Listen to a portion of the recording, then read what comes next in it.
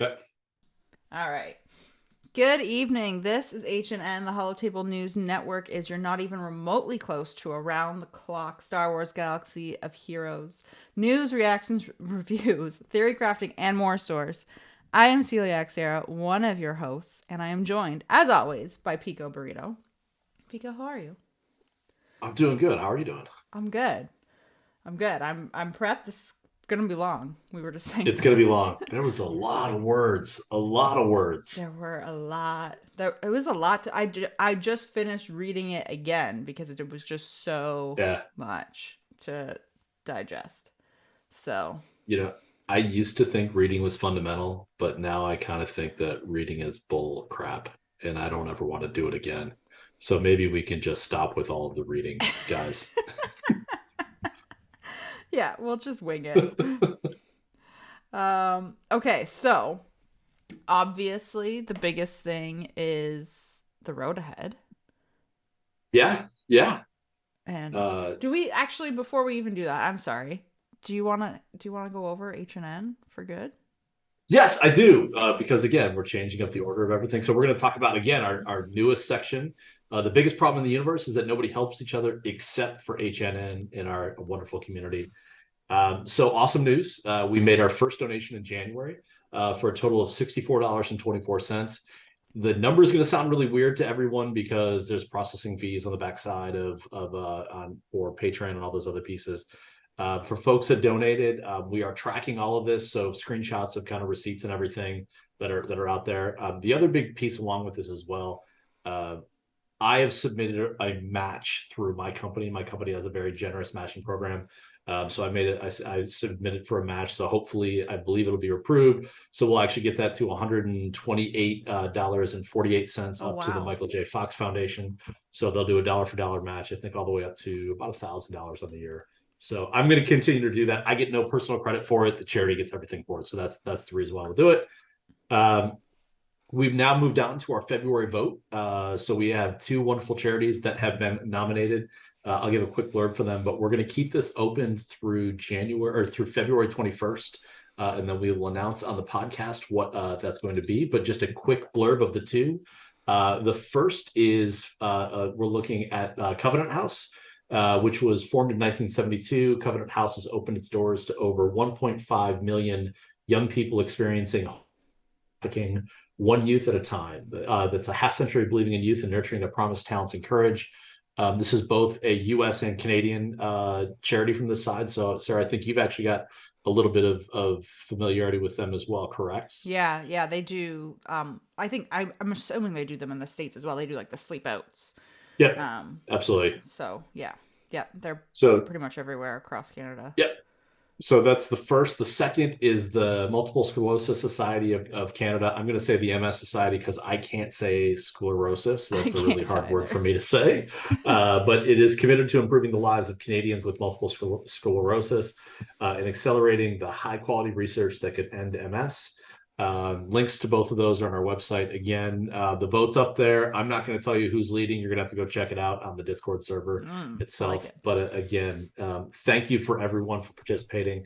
And again, looking to kind of continue to grow that number. So great work, everybody. Yeah, that was. I think that was a great start for I January. think it was too. I was really excited. So Fantastic. So um, and February will be larger because we also found a minor quirk with the way that Patreon handles things. right, So I have an additional donation I'm making back to it because I didn't realize Patreon was going to pay for all of my your Patreon things that stuff. I sponsors that out of that. So I'll kick that back into the backside of it to clean that up. So yeah, it should be good. I'm very curious to see who we get for February. yep, absolutely, really excited. Okay. Now we can get into the news, Yes, into the game. Okay, so we've got the road ahead. We've got a kit reveal, uh, a new Omicron, and the yeah, content update from today. yes. So In a minor bug that they fixed really quickly. yeah, they were on that. Yeah.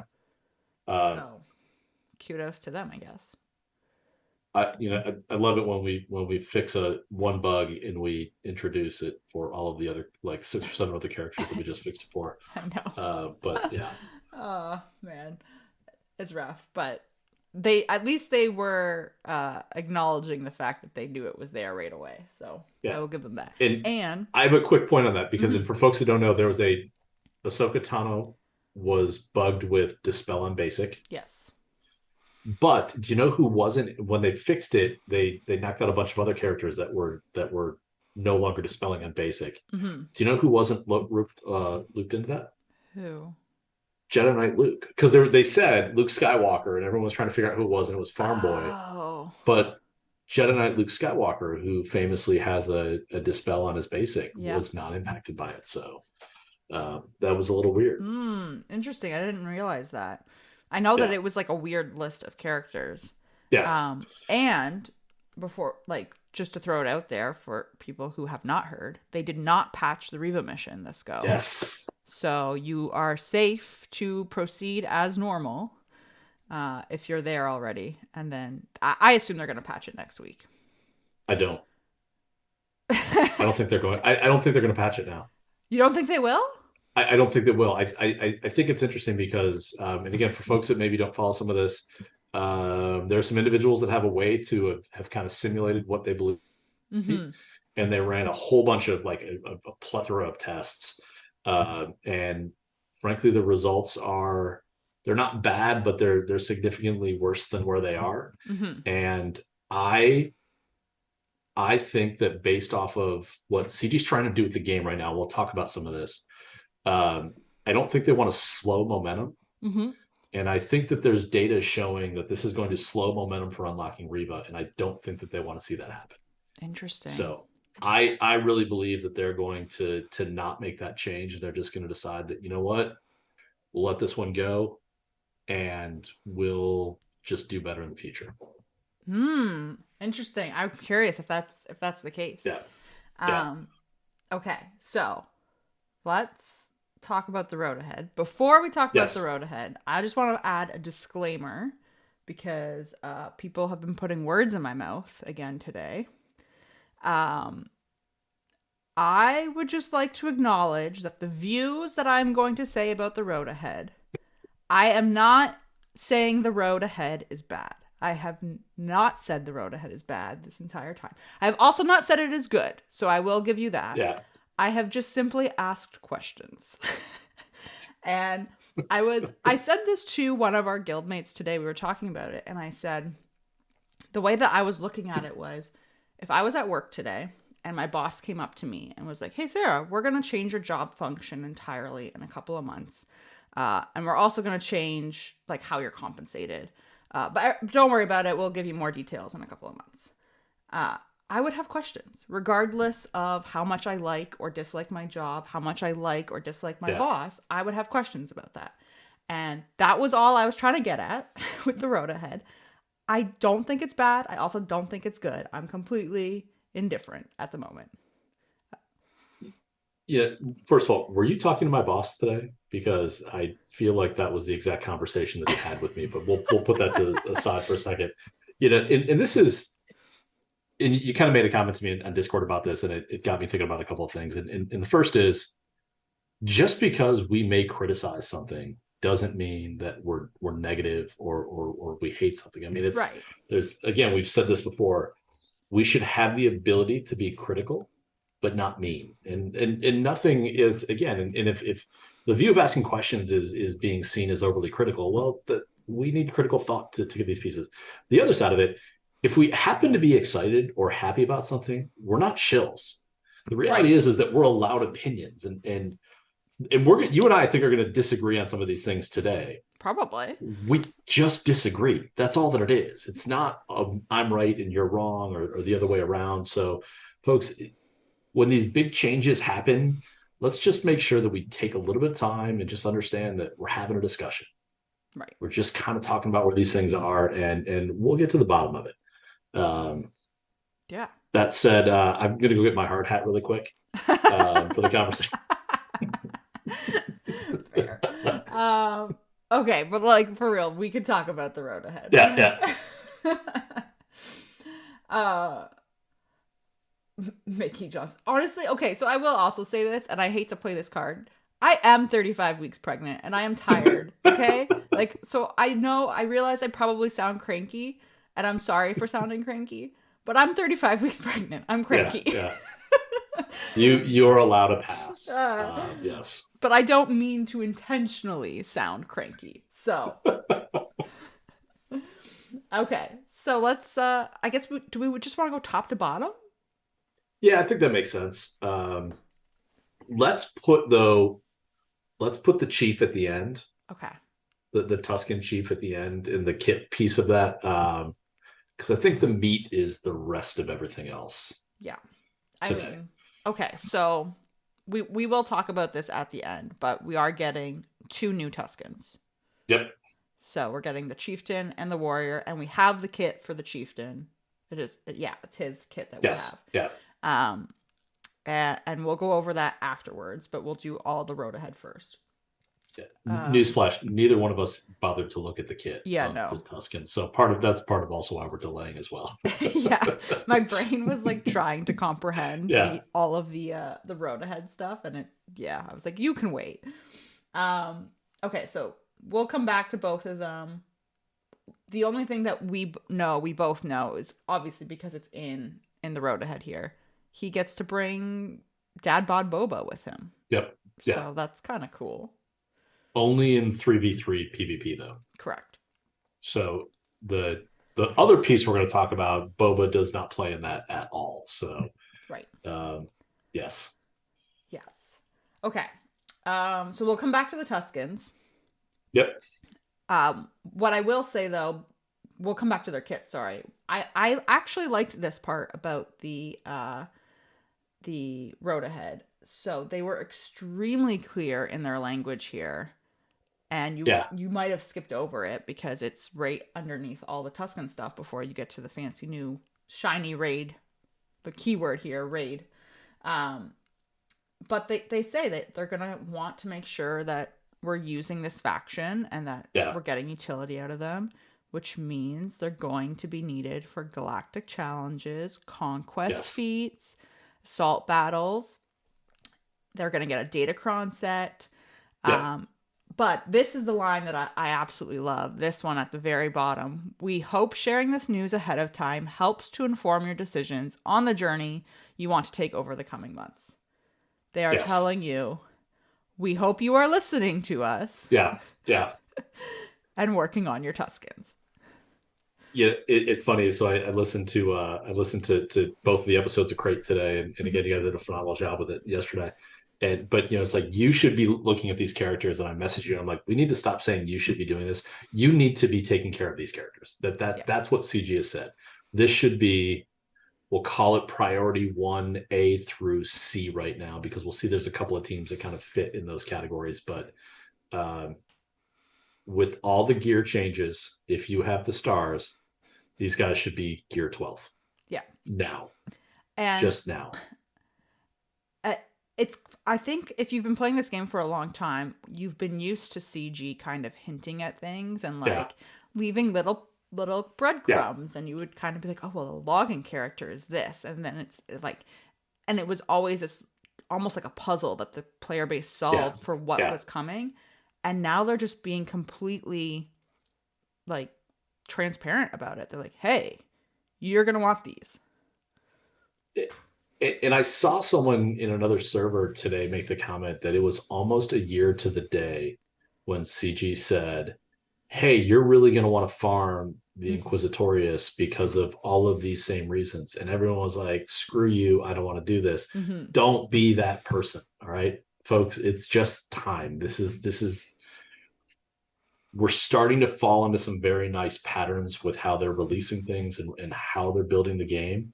We should be ready to start following along with that. Yeah.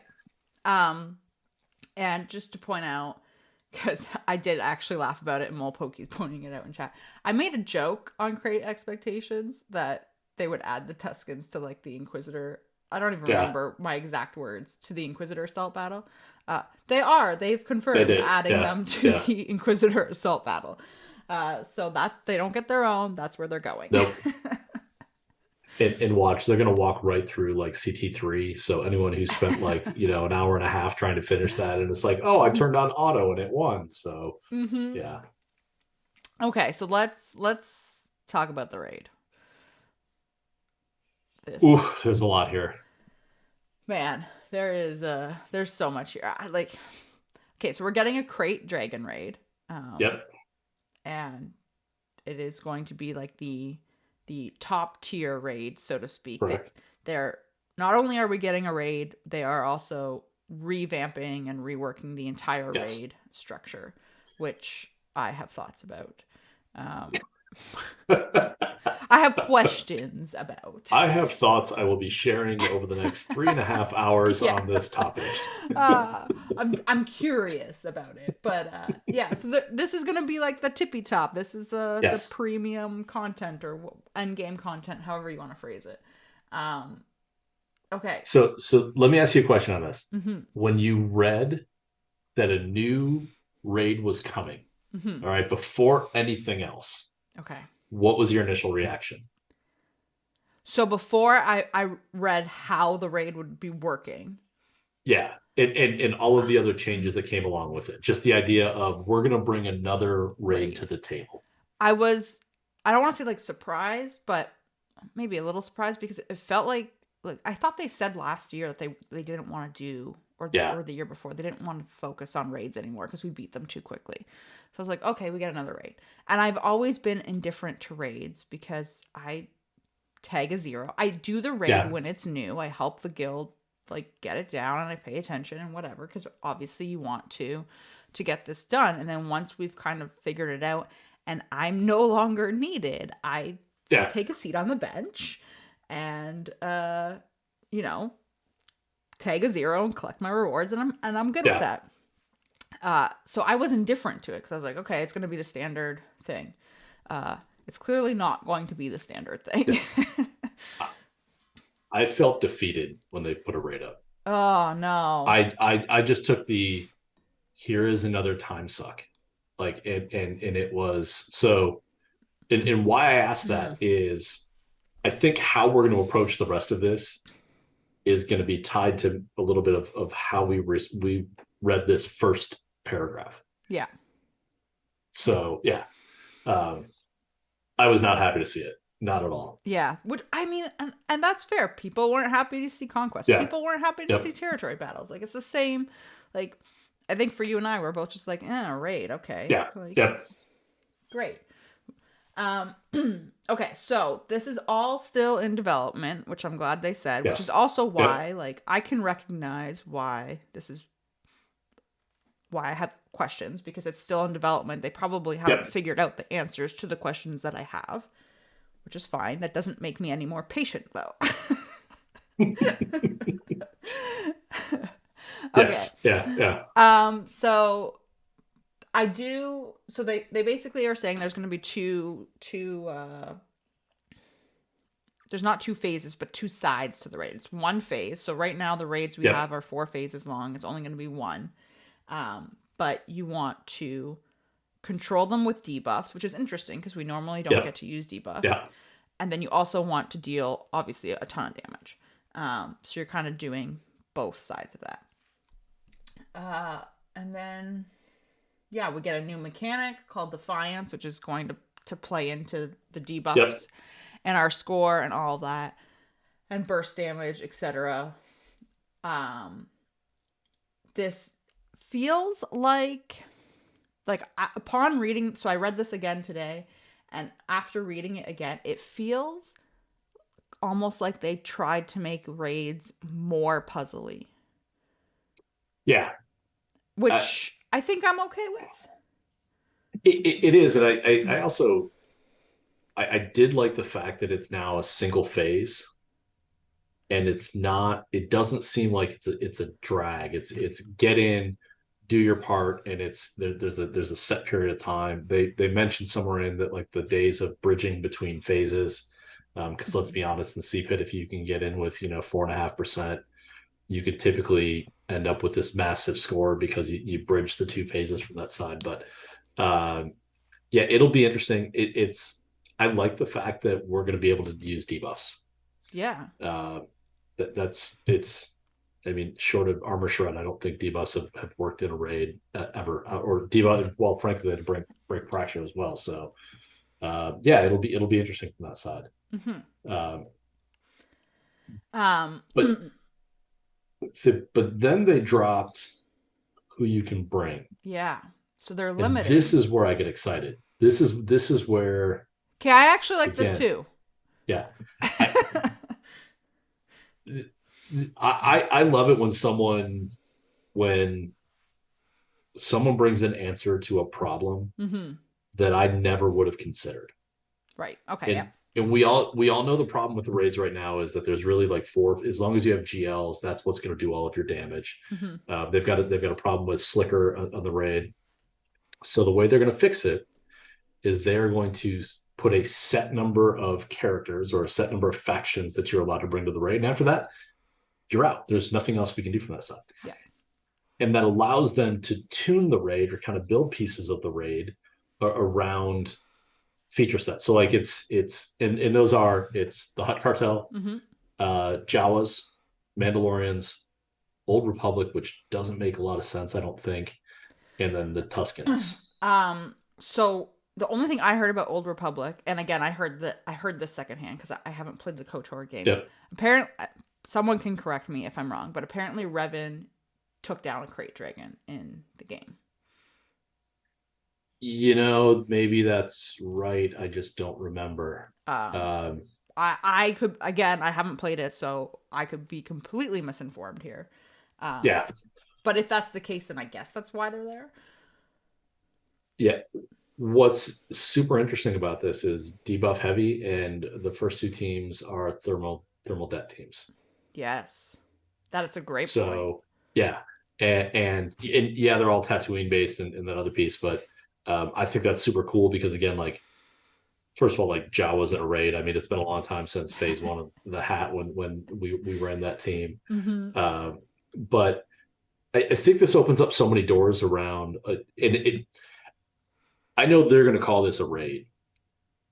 I don't look at it as a raid. Like to me, this is a challenge assault battle, or this is Mm-hmm. a heroic assault battle. It's more in that type of piece because again, you're locked with the number of teams that you can use, um, and frankly, because there's a set number of teams, there's only a set number of attempts that you can make, so it starts to limit some of the time as well. Where I I think my current CPIT rotation is 18 or 19 teams that I just go in and hit auto and score 300,000 points and then hit auto and do Right, and that. you So, just yeah, yeah, rack up the points that way. yep, Yeah. I so I was a little unsure about initially when I read this how I felt about them limiting it yep. because I did not read the whole thing before I got worried. Full disclosure. Yeah, Um and I was like, "Oh, well they're going to gate it because they gated Challenge yeah, Pit, right? They gated it at yep, Relic 5 to go in." So I was like, "Okay, well, it's going to be minimum Relic 5. It's probably going to be Relic 7." I was like, "I don't have a Relic 7 Old yeah, Republic team." Like um so it was like that was my initial was like, "Oh, panic." But we can get into it a little bit more later on, but they are going to tune the difficulty. You can choose a difficulty level yep, essentially. Um but I actually do like this because it limits the GL problem. It limits yep, the loop problems. yep, Um, I would be shocked if I saw a new raid in the future and First Order and Night Sisters were together. yeah. And like I don't, you know that CG's gonna be like, no, we're not going down this road. Like, it, Zombie does not get uh, to come with Kylo. yeah. So the new raid is First Order, Empire, Night Sisters, and Sith. Yeah. Oh, so I get my old H Sith team together and just run them back through. So yeah, Hmm. um, Yeah, exactly. So I do like that because it's it's like an easy button on fixing a problem that they've yeah, said that they have. And then this is where the puzzle aspect comes in, right? yep, Like we're going to have different theoretically, however the crate raid is going to function. If we get another raid later on, which it sounds like we will, yeah, um it might not function the exact same, and it's a different puzzle to solve. Yep. So, Yeah. yeah. Um, okay. So they kind of hinted at that, and then they went into a whole bunch of raid changes moving forward. The whole thing. And I think this is where a lot of the confusion really comes in, is what this Totally. looks like. Totally. Um, and so I we'll get into the details. I think what's interesting to this is, I think if you talk to 5 different people about what this means, you're going to get 5 different answers. Absolutely. And again, it's early and we're impatient, so take that with a grain of salt. I can't wrap my head around this points comment, Right. like when they Okay. keep talking about points, because we'll talk about that in a second. Like, I keep reading points and immediately thinking of translating points into damage. Like Okay. I did, Yes. Me I too. did 169,000 points of damage or whatever that is equals to points. I'm not sure that's right, but I still can't get that out of my head. Yeah. I what I've been trying to think of it as, and I could be completely wrong because I think I'm having the same problem with that, with the points thing is, but I think what I have decided, and maybe maybe I am just making this all up Yeah. and this isn't how it's actually going to be. I'm taking the points to be like a percentage of the Okay. raid. Um and obviously you need certain to Yep. complete it, you have to have 100%, right? Yep. Um so that's how I'm looking at it in terms of the points, and then your score on your attempt is totally separate, and that's based off for your reward track, Right. which is where we get into more complications. But uh, it's like I'm looking at it as two different factors. Yeah. And I think, and again, I think this is one where pictures would have been helpful, but I'm pretty sure the Yes. CG probably doesn't have pictures. But I think what they're describing is, there is a, think about it in terms of my percentage damage Mm-hmm. bar across the top of the raid, that there will be a shared reward for everyone in the guild based off of how close you get from 100% to 0% or whatever that is on the raid itself. Yeah. So, and before we get too far into this, did you read it as there's no long that regardless of how well you do, you're going to get rewards Yes. at the completion? So it's, if you can't finish it, it's not like you're not going to get anything out of it. Right. Correct? Okay. You still get, which actually was a bug that was happening um, Yeah. with the Yeah. challenge pit. Guilds weren't finishing it and they were getting rewarded. Which again is great, because it, like when the new raids would always come out, you try one of the new raids, then you go back to the old raid because you weren't getting rewards for some of that. So the first one is, how do we do together as a team? We're gonna see how far we can get to that for rewards. Then the second piece of that is, there will be an individual method for tracking how well I did versus how well Sarah did on the raid. Right. And I'm competing with myself. And Right.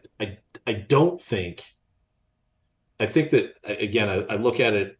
So Pico said the way this works, I've got a bar across the top, how the raid does, Mm-hmm. and then on the side I've got like one of those charity thermometers Yeah. where we color in the side as it goes up. So like, Pico got to the 20% mark, he got to the 30% mark. So as I work my way up, that gives me a better bucket of rewards. But that's completely independent of what you did, and it has nothing to do with how you scored on the raid. Is that how you read it as well? Yeah. So basic, and this is only applicable. I should, before we even like spiral down this is only Yeah. applicable to the crate raid.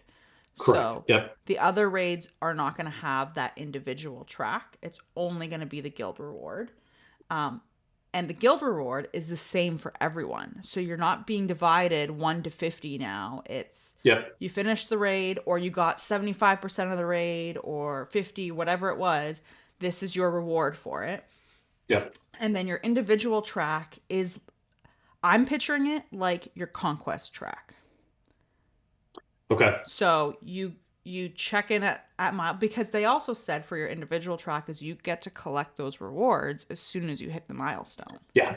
Yep. So as you are posting your attempts, and you have to actually post them, like it will say you scored X amount of points, or did X amount of damage, and the maximum damage is this much.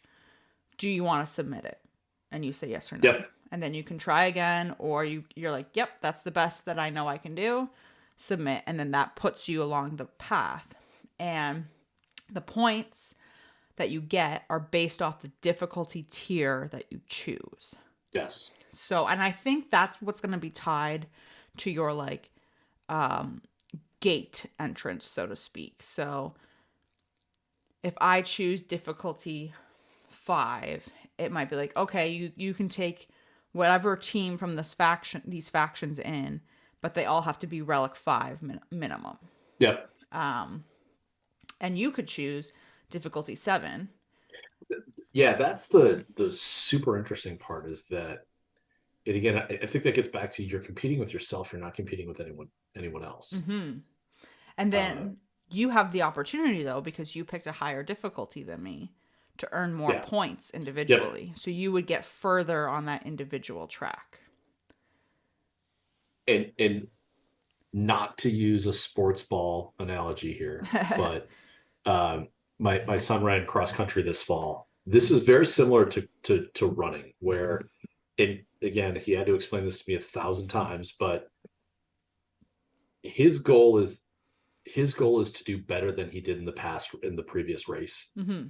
And then however everyone does, that essentially gives them a total score, and that says whether their team won or not. But it's not a team competition on that side. It's more just, can I do better than I did the last time? If everyone does better, ultimately they win from that side. So it's I like this. And the first time that I read it, I missed the piece that you're in your bucket and I'm in my bucket. I kind of looked at it as like, well, if we're not tracking damage anymore, and I got to get to 200 points, I need to get one more point than Sarah gets on the raid, so I can get a higher bucket. Now, all of that said, you have to contribute to the raid. Like this, right. This is not one. There is no join and collect. You need to actually do something. Yep. But also, if you're not contributing to your guild score, that lowers the overall reward structure that everyone's going to get from that side. Right. And you don't get rewards now if you don't contribute. It's like similar to territory war. If you don't post banners, you don't get rewards. So I had a point come into my head, and now it's gone, about these rewards.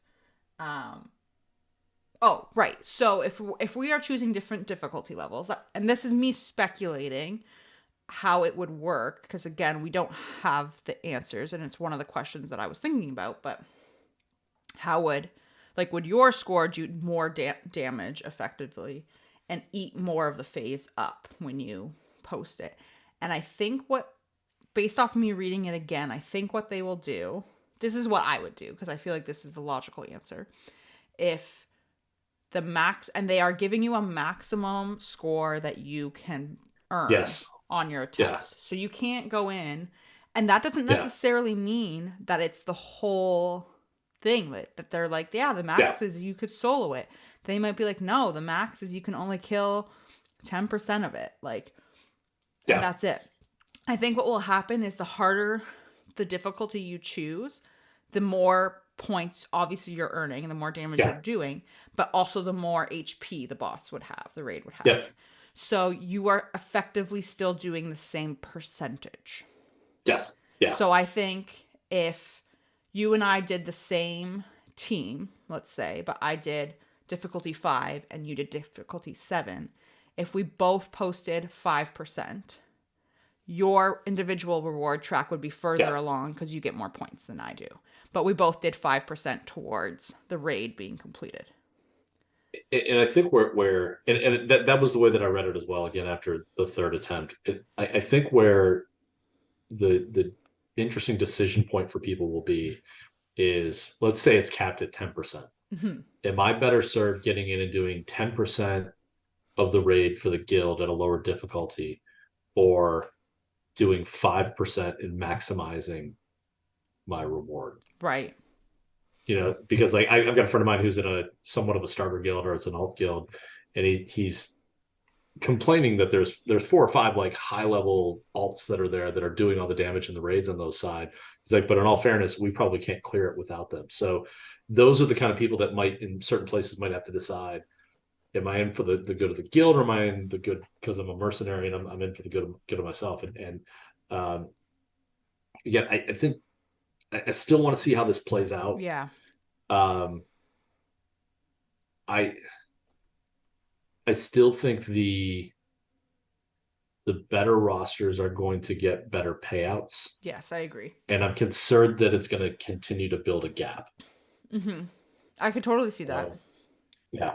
I can, and that's where like a lot of my questions were coming from is how does this reward structure work? What does this look like in terms of the track? Like, and obviously we don't have those answers, but they are, I think, valid questions that anyone would be concerned about, especially if you are in a guild and exactly like your friend, for example. You can be in a guild that is an alt guild or a starter guild or whatever, or even just a guild that is mixed and that has players of all types of GP in it. And which means you could theoretically be in a guild that has players that have Han, Kenobi, and Traya, and they're good. But maybe somebody towards the bottom still needs to finish their Traya shards. Yeah. Or still needs to finish their Kenobi shards or whatever. Like, what if you get a brand new player that buys the hyperdrive bundle and builds up and joins your guild, and they're like, great, I need Han and Kenobi, and you're like, well, we're not doing those raids, we're doing the Sith Triumvirate raid. Yeah. Because now we only get to choose one. But okay, so this is where I think you and I disagree on what the reward structure is going to be. Mm-hmm. Because to me, it's not clear. Yeah, and I see both sides of this. What I interpreted this to be is that, let's use Heroic Sith as an example. Okay. If my guild chooses to go into Heroic Sith, mm-hmm. I am going to get the equivalent of simmed raid rewards mm-hmm. for both pit and tank, which means I get Han shards, GK shards, as well as whatever I earn mm-hmm. in Traya shards. Right. CPIT goes away, CPIT goes away if I find myself in a crate guild, capable guild, but I don't have those characters. mm-hmm. I'm going to get pit, hat, and H-Sith rewards as part of my reward payout. That's where the way that I read it. So I read it that you will get pit and tank, but Sith is an unknown to me, because so there are two things that make me think this. Sorry, I'm just gonna find it because okay, so when they talk about one raid only, so you're picking one, that's the one you get to do. So they say raid simming has now been removed because you focus on one raid at a time and it doesn't make sense, etc. Because of this new system, we did not add simming to the Heroic Sith raid, nor redo that reward track. And then later on, they talk about the reward system changes, and in red, they say that the personal reward track will equal and replace the old simmed rewards, and you only get the personal reward track in crate. And Heroic Sith hasn't been simmable. So I'm like, where do those Traya shards go? Because what if you are in a guild where you don't have Traya and you're doing the crate raid? So this is a leap of faith. Yeah. Thing. And I'm making the leap of faith that CG has identified this gap, and they're going to find a way to fill it. Like it's going to be this weird piece that we're not going to give you a simmable or Heroic Sith, because people will ask for that before we get the new raid. But we're going to make sure that people are whole to get Traya. Like I arguably the Traya rewards are valuable to everyone in the game at this point, Mm-hmm. even for folks that are at the high end of rosters, because so much of that converts into relic 5 through 10 material that's or 9. 10's not coming, but let's be honest, folks, this is where we're going to get relic 10. It's going to be in this raid. Yeah, Molpokey wanted to know why I was giving everyone hope a little bit earlier. I just stole it all back by saying that. But so I I think, man, it would be such a miss after the last 18 months of spending all this time fixing the gear challenges Mm-hmm. for them to miss on including Treya shards Mm-hmm. into this. I'm Um, gonna take a leap of faith and also yeah, assume that those shards are going to be in your personal track. yeah. Um, But I see why you think it. I agree that it's ambiguous, but yeah, I think they're going to do it. yeah. I'm hopeful that they will do it because also like for players who do have, um, like players like us, for example, we have Han, we have Treya, we've got them. Um, we don't get to do those raids anymore. We will. Yeah, Our guild will be moving forward. We'll be doing the yeah, crate raid. Like that. yeah. That's where we're headed. Which means we are not getting the shard shop currency from Han, Kenobi, and Yep. Treya shards, which sounds minimal, but But like it adds up. it adds up, and it's great for the gear 12 gear, which we need to get to relics. It's great for datacrons. Like we want that currency, and to me, it would feel like a slap, and maybe a slap in the face is too strong of a phrase, but it would feel hypocritical of CG to Yeah, be like, well, yeah. you don't need those shards, so we're not going to include them, and you don't get the shard shop currency when they wouldn't when a bunch of the player base complained about not being able to do proving grounds and get the Yeah, shard shop yeah, currency, and their explanation for it was not to break the gear economy, right? And I think that this would be the opposite thing and feel I agree. hypocritical. So I feel like they have to be there to maintain that kind of level of um like sincerity almost. Like that sounds like the Yeah, wrong word, but but I think you're right, and the other piece of this is what. So they also said that CPIT is going away. yes, It just disappears. which is very interesting because where do those materials go Yeah, now? and look, they're gonna go into the next raid. I mean, the reality is that, and this is why I'm not joking when I say reluctant. I am. You cannot convince me otherwise that Relic 10 will not come along with this, and the raid will be the primary source of relic material, with TW and kind of the other pieces being the secondary path to getting some of these pieces. Um, it just makes sense that it's going to be introduced from that side. The other is, as we were talking through this, um, what do you think we're going to get as a character for the raid? Man, uh, do you think there will be a character? I do. Okay. I didn't until we started talking about Trey in the middle of this, and that's why I started looking up at the ceiling, and I think I think I know. Okay, I'm curious because I feel like it has to be tied to the theme, right? Yes, it partially tied to the theme, but also, so there was a comment made at the end of the road ahead Okay. that got pulled out, Okay. and the comment was, well, we know that no one's still reading at this point, so we might as well just put it in. But I hope you've worked on your Sith ships. Right. That was in um the kit. Yeah. Oh, it was in the kit. Okay. Hmm. Um, Under his inspiration or something like that. yeah. I think we are going to get the Ravager as the raid reward. Would that fit the theme? Yes, because if it's Old Republic is in there, the Ravager would be the same time frame. Mm-hmm. So I don't know when the so man, we're gonna go off on a tangent here. Everyone is assuming that we're gonna get a capital ship for Trench. The Ravager is this thing that's been coming forever. we're going to talk about the 1.5 billion characters that are currently Yeah. just hanging out in the ether right now. I don't know another way for them to bring 2 capital ships into the game outside of one of them comes in as part of the raid. Right. And one goes to a store or Yeah. something. Yep. It goes to a store. It's the summer capital ship, meta shift, type thing.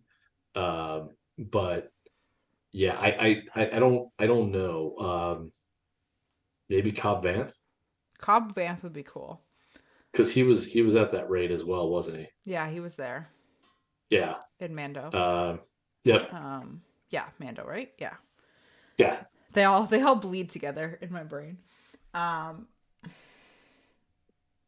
I was kind of just assuming we wouldn't get a character Yep. because we didn't get one with CPIT, and I was just Yep. relating it to that raid because that was Yeah. the Yeah. newest.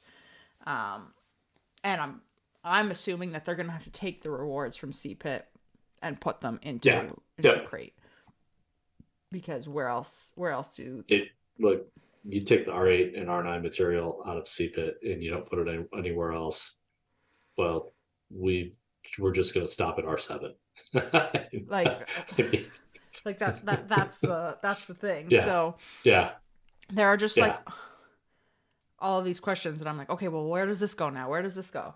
So I am very curious. Okay. So one raid only. There's only one type Yep. of ticket Yep. we're gonna get. Again, you pick your raid. So your guild could pick, okay, we're doing Sith raid. That's what we're working on. And the idea is once you've mastered that raid, you go on to the next Yep. level, so to speak. This also makes it, they pointed out with them doing this, more modular for them, and they're able, kind of like territory battles, they're able to slide things around, which is interesting. I'm also convinced we're going to get this is how we're going to get a ship raid. Yes. Because I can also do it in one phase, and I can because they put this model in where they're selective with how many are there. Mm-hmm. I don't have to worry about how do I do 4 phases worth of attacks when I have 7 capital ships. Yeah, exactly. No, you get 3 capital ships. That's all you get. Yeah. So, yeah, I think and I think we will see a ship raid before the end of the year. I mean, everyone has been asking for a ship raid. Yeah. And while I am indifferent to raids, like I don't really care what the theme is or whatever. And now I'm like, okay, I gotta have to actually do them. Yeah. But I've also been saying we need something else for ships that makes us want to engage with them more, and a ship raid would do that. Yeah. Oh, there's another. We'll talk about the other option for the raid character. Okay. When we get into the kits. Okay. Um. Okay. So then they go over like the reward system changes. It's like it's a novel. It is a absolute novel. So again, the individual track is only on the crate raid. All of the other raids, they're getting rid of challenge pit. All of the other raids stay, and they only have the guild reward, which is everyone gets the same thing. You have to have an attempt to get the rewards done. I do like this as well, that they threw this in, individual reward track. So if for whatever reason the raid ends and you haven't claimed all of your rewards on your track, they just go to your inbox. So you don't lose them, which I think was smart. It's the same thing with Conquest. If you don't claim everything in that, it goes to your inbox when it ends. And then we get a shiny new raid currency, only in the new raid. Yeah. So whatever we're going to buy from there. That's where they're going to put cam. Cam shards are going to be... They're going to put more cam shards there? Yeah. They're going to just put cam shards there. It's going to be cam shards everywhere that you need to be well past cam by the time that you can actually earn something to go get cam shards. So, yeah. And then they say whenever a player joins a guild, this is interesting, they're subject to a lockout period before you can join a raid. Yeah. So I'm curious how long that's going to be. Because right now, as long as you're in the guild before the raid launches, you can join it. I expect it to be punitive. Yeah, I'm expecting because this is the other thing. A CG has been talking about for years. They Yeah. don't want people murking, Yep. um, and making it so that you can't just step out in between territory wars Yeah. and then Yeah. leave. Uh, well, I mean, you're not gonna be able to do that anyway because Yeah. the raid Well, won't end. and let's peel that back a little bit, because murking was a mutually beneficial endeavor.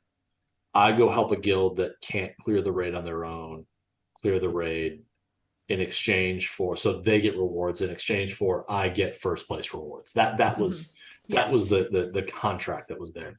Now, because everyone gets paid on rewards whether they can clear the raid or not, Mm-hmm. You don't need that. the, you don't need it. The advantage is that mutually beneficial contract doesn't exist anymore. It's now only beneficial to the person who can go in and maximize their piece. So let's just get that whole concept out of the game. And again, I know that people do it, and I've done it a few times. Yep, me too. But it's, I think it's a relic of an older part of the game, and we're starting to see all these changes that are happening, and it's just time to, let the Jedi die. Yeah. And I mean, and they did say that the raid doesn't end. So if the raid is going to Yeah, last 2 days or 3 days, it doesn't end when someone kills it off. They get the yeah, killing yep. blow. It's still open, regardless of if you're 4 hours in or almost 3 days in. It stays open until the bitter end. So you can't just step out and go do a merc because you're not going to get your rewards. And the way I also interpret that is that there's probably so it's a point system. So it's Mm-hmm. like, we got or, but this is where, like, I don't think it's gonna be this case of it's like 100% bar and you drain it all the way down to 100% to 100%. Because the way that they talk about it is that if you achieve the top guild track Mm-hmm. as an individual, you can go in and keep doing all of your fights to maximize portion of it. So it's almost like, um, if you do 100,000 points of damage, you get 50 points, and if the guild gets 25,000 total points, you win. Mm-hmm. But you're not killing the great dragon at that point, so you can keep going in and taking hits, and so you maximize your piece of it. Oh, okay. That's the way that I interpret it. At least, I like let me. that. I think all of the Europeans in American guilds, that's the way they're viewing it, Mm-hmm. because they do see this as a great opportunity for to being able to go in and kind of, maximize what they're doing. And I guess just not Europeans, but folks from other time zones, or we've got time zone Yeah. challenges. So Um, that that's a great idea. Actually, I like that. Mole Pokey just mentioned this, and we did not mention this idea. Completely forgot about this. You have your individual reward track. CG's probably gonna sell us an yeah, individual reward track plus, the same that they do with Conquest, right? yeah, And you yeah. can get 2 tiers of rewards, right? Like, I'm sure that's going to happen. I heard you like calendars in your calendars. That's really what this is going to turn into. So Right. yeah, I would be shocked if we don't see that. uh, it's it's interesting how much the biggest change that I've seen from CG's monetization strategy Mm-hmm. is a move towards more straight cash options than crystal exchange into buying things. Mm-hmm. And if they're going to offer a pass, it's going to be a $5 pass, or it's going to be a $20 pass for 4 raid attempts. It's going to be like that. That's at least the way that I see that. But I don't see it being crystal funded. But and I expect it to be, if they do that, again, provided it's priced around like the Conquest Pass, Mm-hmm. I think it's going to be really, really successful. Yeah. And Jack and Stein, I agree. You would probably be buying it once a week. Um, which I mean, there's that relic pack that's in. I think it's a relic material pack that shows up on Yeah, Mondays and Tuesdays. It's $10. You get energy. You get relic materials in it. I think it would be the same idea as that. I, I think that I would be surprised if you're launching the new raid more than once a week. Yeah, I agree. I also would be surprised if it's more than once a week. I think it'll be every 7 days, and it'll probably be open for 3. So it's like it's one of these cases that always launches on a Wednesday. Um, it's open, through Saturday, and then it launches again on Wednesday. Yeah. Because they just really seem to like this kind of 4-week cycles of everything that they're doing. You can get 400 a month, and that's again if you're collecting your 600 tickets, which, man, I would love it if they would just get rid of tickets in general. Yeah, just make it. Just let us launch them. Yeah. Yeah. Yeah. So I could totally see a track. Yeah. For that. Yep. Okay, and then they go into the limited faction use again. Yep. Which, again, totally fine with this, but they do say that. So one, the raids that are staying, so Pit, Tank, and Sith, are not going to be limited. They're going to stay how they are. It's just for crate, and then if there are new raids in the future, they may or may not be limited by factions. Yeah, and I don't think this was a Discord corner, but someone actually did ask me this question this week around, based off of the factions that are there for the raid, what do you prioritize? You prioritize the Hutt Cartel. Yeah. And then you wait on everything else, because the Hutt Cartel is the only one that we know is going to be awesome in multiple game modes. The Jawas they'll probably be a ton of fun in the raid. They don't move the needle anywhere else. Mandalorians do, but Old Republic, again, most of us kind of have characters that are sitting in that range. The Tuskens, again, they're probably going to look cool on paper, but I think we need to shake out whether they're going to be good in other game modes or not. So it's the Hutt Cartel and everything else right now.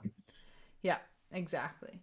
And then again, the base difficulty. So this is what we were talking about earlier, where I get to choose my difficulty, you get to choose yours, and based off how hard it is, there's different modifiers, all that fun stuff. Yeah.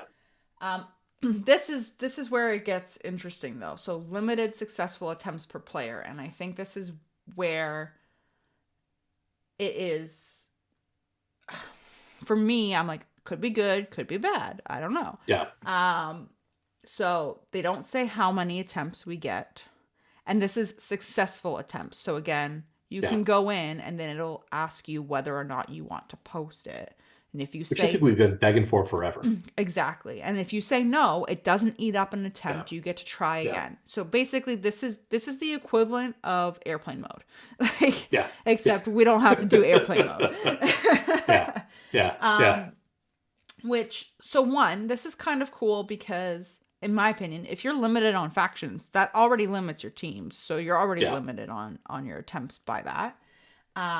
But if this is a raid that's open for the whole week, and say you could keep going in, and even after it's quote unquote dead, to throw teams at it to up your personal track, if you've already hit your successful attempts cap, you can't go in anymore, which means if it's open for 5 days, 5 out of the 7 days in the week, and it's conquest and territory battle and whatever going on, I think that's going to help manage time a little bit. I do too. I don't know for sure. Obviously, when we're first figuring it out, it's not, because we're all going to be like, this team doesn't work, this does.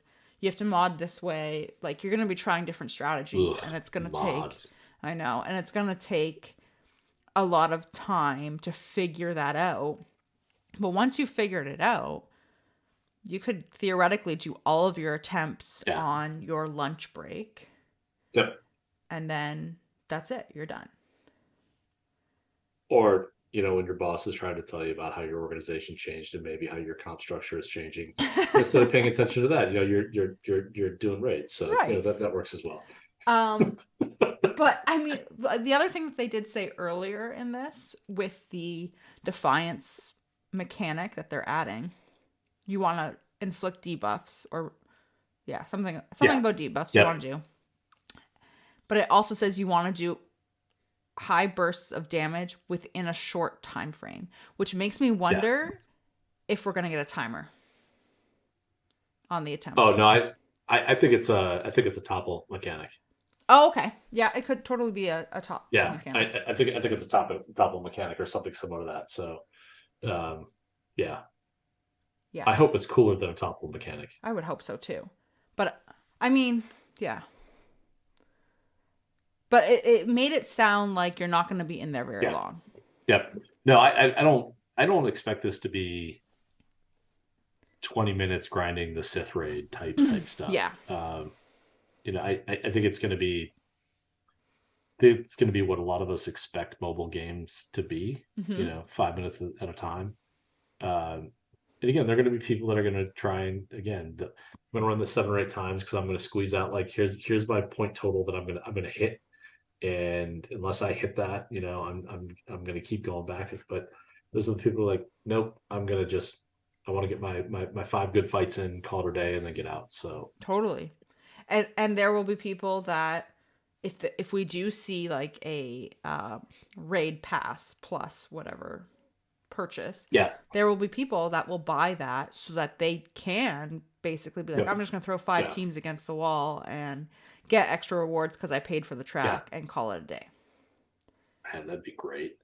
Yeah. I will pay for convenience any day of the week. Well, and like that's the thing. Like people will do that, and Yeah, that's totally your prerogative, right? yeah, Like if that's going to offset how much time you're in the game. I totally understand the people who can't do that for whatever reason and don't want to spend a lot of time in the game. The wording that they use, though, makes me think that we're not going to be in here very long. yeah. Um, this whole convenience thing, as a quick aside, do they have crumble cookie up in Canada? I don't think so. I mean, if they do, it's not gluten free. Oh yeah. All right. Man, so it's this cookie place, and it's really good, but it's not. I'll go drive 2 miles to get it. Mm-hmm. But the second they started doing Uber Eats delivery for it, like every Thursday, the family's like, "So do we really want to look at this? Like, do we want to do it? Yeah, let's do this." So yeah, it's yeah. That's Sorry, exactly what it is. No, it's fine. man. I'm hitting all of the terrible notes. I'm bringing up cookies. I might be having an adult beverage. It's like all the things that you can't have in life right now. So No, it's terrible co-host. no. Terrible co-host. No, we're all good. Okay, so then they're gonna call these raids legacy raids. Yeah, They're staying. It's all the fun stuff that we've said. Raid points, etc. They do say, and I completely skimmed this point actually. The final phase will end once the boss has been defeated, like they currently do. So yeah. it's not going to stay open. It'll end unless you're doing fair point. a non-heroic. Yeah. But if you're doing a heroic Sith triumvirate, once that final phase is done, it's done. Yep. So. The other piece, again, as an officer who's had to deal with this, I don't. They're getting rid of all of the quests and those things associated with territory battles and raids. So no more, hey, can we go back to Hoth? Yeah. Questions. Oh yeah, that's a great point. I didn't even think about that. Yeah. I wonder if they will just like replace it with a different quest, or if they'll just give everyone the tag, like the reward for it. That you get like a title and an avatar or whatever. So for anybody who's been farming Wampa kills for the past 2 years, trying to get that bounty hunter one done, you're good. It's you can move on now. Yeah. Yeah, and then they list the order of the raids like we said. Yep. And then they're removing the challenge rancor. Because this was weird. What did you think about this phrasing? I was like, as it has served its purpose in our previous raid system. Like its purpose was to deliver R8 and R9 raid or relic material, and as that will be, I'm reading this as this will all shift over into the new raid. There's no reason to do it any longer. Okay. It's not, and because it doesn't carry a character associated with it, they can just truck lift the raid rewards to something else. Yeah. And just kill it. Collectively, I think there are very few things that CG would chalk up as being a failure in the life cycle of this game. CPIT is a failure as far as I'm concerned. I it was totally released agree as a with you. failure. Their concept behind it was a failure, and I think what they probably find is that the engagement in CPIT is probably very low because it can't be soloed. Right. Yeah. Yeah, there's still like I'll still go solo the H Sith raid because I can just do it. Right. CPIT, I just it's not worth chasing multiple phases and trying to line up teams and all that other piece. But I think CPIT is dead because it's a failure in the game. Yeah. Okay, that's fair. Um, I think you're right that they're just gonna pick up the rewards and Yeah, move them because otherwise, I think if they kill it and don't do that, there's gonna be a ton of backlash. yeah, Um, you and you have to yeah. move them. I'm gonna take a week off the internet if they do that. So So they do say that there's going to be a blackout period yep, 1 week before all of this starts. So raids are going to be canceled. If you have raids launched, they're going to be yep, canceled. You're not going to get rewards for them. Um, we will get the maximum amount of the new raid. Everyone, all guilds, get the maximum yep, amount of the new raid currency um, once the blackout period's over, and we'll be able to start whatever raid of our choice immediately. So I'm assuming they'll be like, here's your initial ticket launch, and you can start whichever raid you want. Which I like this, depending yeah. what the Well, currency is going to be capped at, they've because this is going to help guilds that aren't doing the crate raid. They don't get yeah. that currency. You will get it. So you can now go use it to buy Uh something. so okay, so I read this differently. I read the max so the maximum amount of raid currency is to make up for canceling raids.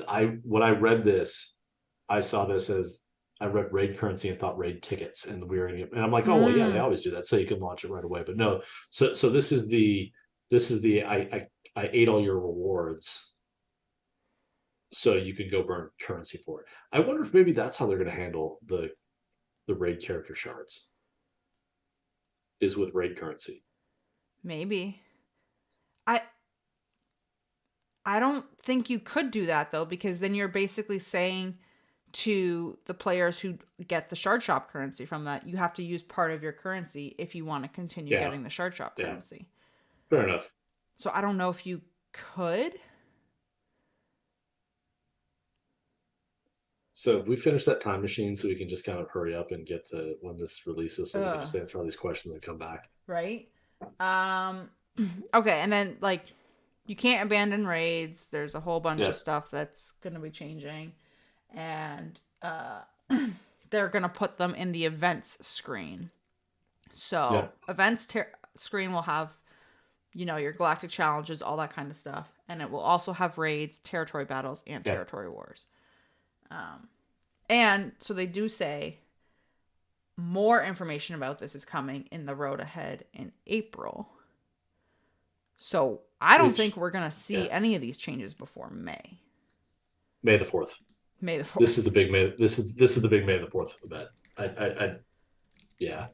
Um, man, I've made some very very definitive comments tonight that by no means will come back and bite me in the ass when none of them come true because we don't record this, right? Right. All right, good. Yeah, great. So don't remember any of No this. one Good. will remember Perfect. anything. Um yeah, I don't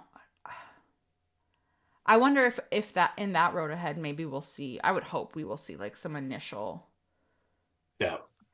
uh artwork and I would expect it to all be kind of out there by that point. So um man, I hope it's gonna be ready by then, because if not, we're another quarter away from it being released at that point. So yeah, it would be released what? If it's not ready then end of summer? So like July, yeah, August-ish?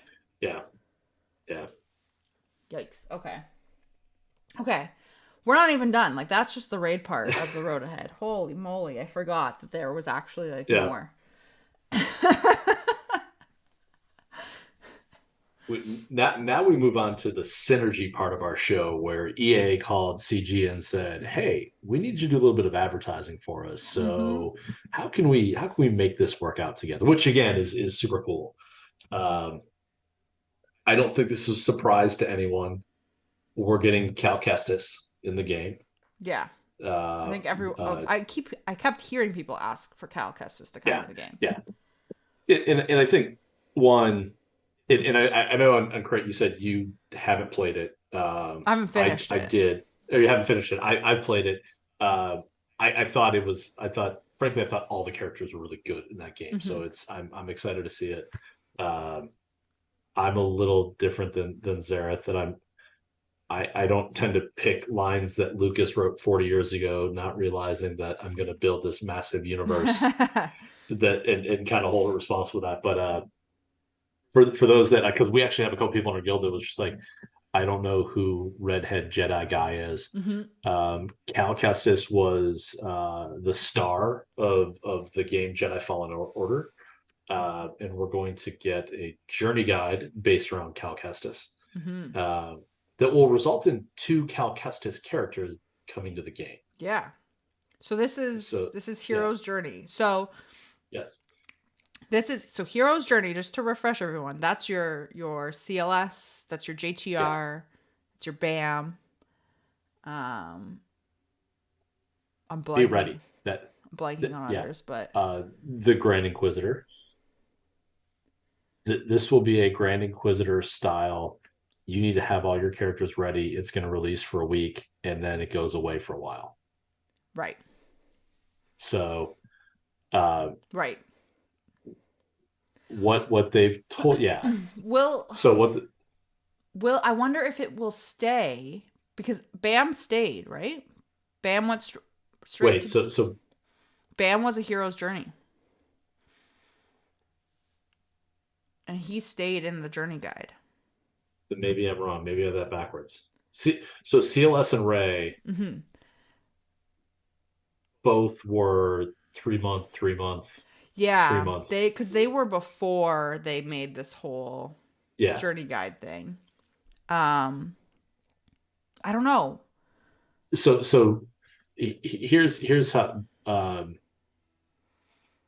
here's how I look at them. Mm-hmm. The only immediately available guide characters Mm-hmm. are the ones released in December. Okay. That's the one thing that they all have in common. They were Mm-hmm. the end of year character release that bridged through the holiday season, Mm-hmm. that were immediately available in the journey guide. Okay. And actually, Guernsey is saying in chat they specifically said they did something different with Bam, and put him into the guide. In right away, and then the other two were legacy events. Correct, which is totally Yeah, different. And then yeah, Grand yeah. Inquisitor is technically a legendary. Is he a legendary? That's what they said he was. Unless I'm Okay. I could 100% be misremembering, but I swear they said legendary character. Um so maybe he shows up and then is gone for 3 months. Or 6 I like think Grand that, Inquisitor. yeah, I think this is going to be an available and go situation unless they tell us otherwise. Well, they would tell us otherwise, but I think so um, too. Only because of what they say you're going to want him for. well, and the timeline lines up to when roughly lines up to when they dropped the Inquisitorius for a July release. He's going to be like the big summer release character Hmm. that comes in as part of that. And again, this is the piece that I didn't pick up on this the first time that I read it. Frankly, by the time I got to this point, Your I was brain so was tired. melted. I needed a nap. So we are getting 2 versions of Cal Kestis. Yes. So the first is Cal Kestis Scrapper, Right. which is an unaligned Force user based on the character from Fallen Order, and BD1 will be with him, is what they said. Mm-hmm. the end of the journey will give us Cal Kestis, and I don't know if they Survivor is what they're calling it, because the new game is called Jedi Fallen Order Survivor. Mm-hmm. That will be Cal Kestis Survivor, and it's heavily implied. Actually, yeah, it's implied. I don't think they don't say it. He will be a Jedi as part of that, so he's going to go with all of your awesome Jedi Mm-hmm. team coming out of that. We're supposed to get a total of 6 characters from the Fallen Order games, which to me is 5 characters in the legendary or as the marquees kind of leading into it. They said that we'll get Sir Junda, Yep. who is it's Gaylor for those Letterkenny fans. It's the Jedi that looks like Gaylor, not a horny old goat. And they said that she will be a leader for generic unaligned Force users. So we're going to see like a cool mix of characters, which I'll share what my thought is on what's going to be cool about that coming up. Marin, which I think is really the character that everyone wants, Mm-hmm. which is the super cool Night Sister coming in, and she will be a Night Sister lifter unit. Yeah, which is really interesting. Yeah. Uh, and they said that Cal will get a territory battle Omnicron, and he will get a territory battle dedicated mission on Braca when he comes out. So yeah. So, and that's why I'm wondering if they will just put him in the journey guide and keep him there. Yeah. Because of that territory battle that's going to be added. Yep. And Molpoke made a great comment, just reiterating what you were saying. This is a synergy thing between EA and advertising, which was the same as BAM. It was designed to bring people into the game that liked that character, right? So I could totally see them doing that. He gets 3 territory battle. Well, they don't say that they're all territory battles, but I'm assuming that they are all territory battle Omicrons.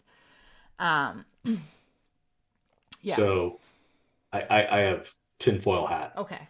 So remember when we got the list of hero characters for Rise of the Empire territory battle? Yes. Okay.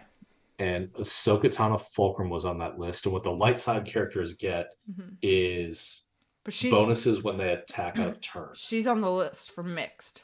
She is. Okay. For mixed, yeah. But in the mixed side, it's the attack out of turn. Bonuses for attack out of turn, which is not part of her kit. In fact, and there's no team that she works on that has that part of her kit. Oh. I think Sarah is going to have an attack out of turn mechanic, which again, we see a lot of those in territory battle focused teams because they work really well from that side. I think that it's going to be like call all unaligned Force users to assist type mechanic. And that's why they put that into Ahsoka's kit. They're going to put it there, and then she's going to kind of go with that team, and it's going to be awesomeness from that side. So, okay, that's my tinfoil. That's I'll be honest. I'm just fingers crossed, hoping that's what it is. So. That's fair. Yeah, because I remember seeing her there and being like, "This is a weird thing," but okay, so.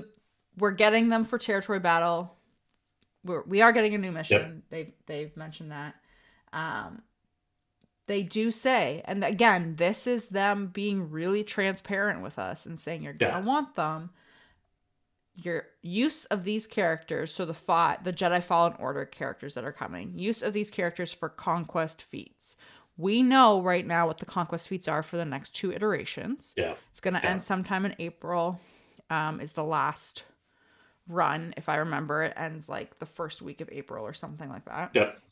I was looking at the math because I was like at the dates because I was like, that is right around. I'm gonna be like 2 or 3 weeks post baby at that point. But that means sometime towards like the mid to end of April is when we're gonna get the new feats. Yeah. And I wonder if that's when we start to see these already. Yeah. I think that's probably when we see him as well. I think that makes a lot of sense there. So, which means we would need to get these marquees happening soonish. So the problem is that we're tied up for the month of February with Tuskens. Yeah. So, but also they pushed back Fallen Order to April, which makes me think that they want to start getting these characters out in April. Mm-hmm. So yeah, it'll be, oh man, I don't know how Unless we're gonna get all this in. unless they're not in the next volume of Conquest and they're in the one after that. Because maybe they want you to Yeah, use Cal Kestis Survivor. yeah. Oof, that's gonna be. Um, Like that he could they could very well have a win with Cal Kestis surviving I feat. I'm becoming more and more inclined to think that he's going to go right to the journey guide. I think he will go right to the Journey Guide. I I think think yeah. he will. I'm being talked into it. Only because uh Conquest feats, territory battle, bonus zone. Yeah. Um he's gonna get a new mission on Braca with Yep. Seer. Yeah. So yeah. Yeah. And Mopoki makes another really great point. We also might see Zori's ship at some point. Yeah. Like, Although you know what, if they just want to give me Zori's ship on a chase in the yeah. middle of another marquee event, man, two thumbs up. This guy would love that. So I would be um, completely content with the with another chase for a yeah. new ship. Like, totally So cool. throwing an idea out there. What if the Fallen Order characters actually come in a chase that was like the TIE Defender? Oh, that would be new. Have So they done so that before for characters or just ships? so we got Quill and IG-88 on a chase like event. I Right. think there were marquees, and then they rolled into it. They rolled into a chase after that. Mm-hmm. Um, but I'll be honest, 5,000 crystals to get, so 25,000 crystals to get a journey guide character, a character to the level of BAM, because that's going to be the other piece. If he's immediately available, it's going to be a BAM level character who's really good. Who's good? But 25,000 crystals to get that. Oh yeah, I'd do that in a heartbeat. Yeah. That'd be a no brainer almost. So um, Yeah. yeah, Um. But that is it. So they at the end they're talking about bouncing between planets, Tatooine, yep, Kashyyyk, Braca, Kashyyyk. Um, yep, and then we get the road ahead in April where yep, they're going to go into the raid some more, they've said, and drop a few more exciting announcements, which is probably going to lead into May the 4th. yep, But also, I forgot about this yesterday. It'll also be leading into Return of the Jedi anniversary. yeah, yeah. So there could be even more. And how great would that be if the April announcement is, hey, the raid starts in 3 weeks. Here's the Fallen Order characters, and by the way, Galactic Legend Leia's coming. So, you know, get your relics ready. Mhm. Um, Um, man, why do you think they mentioned Kashyyyk? Because so Tatooine makes sense because you got your Tuscans. yeah. Braca makes sense for Cal Kestis. Um, So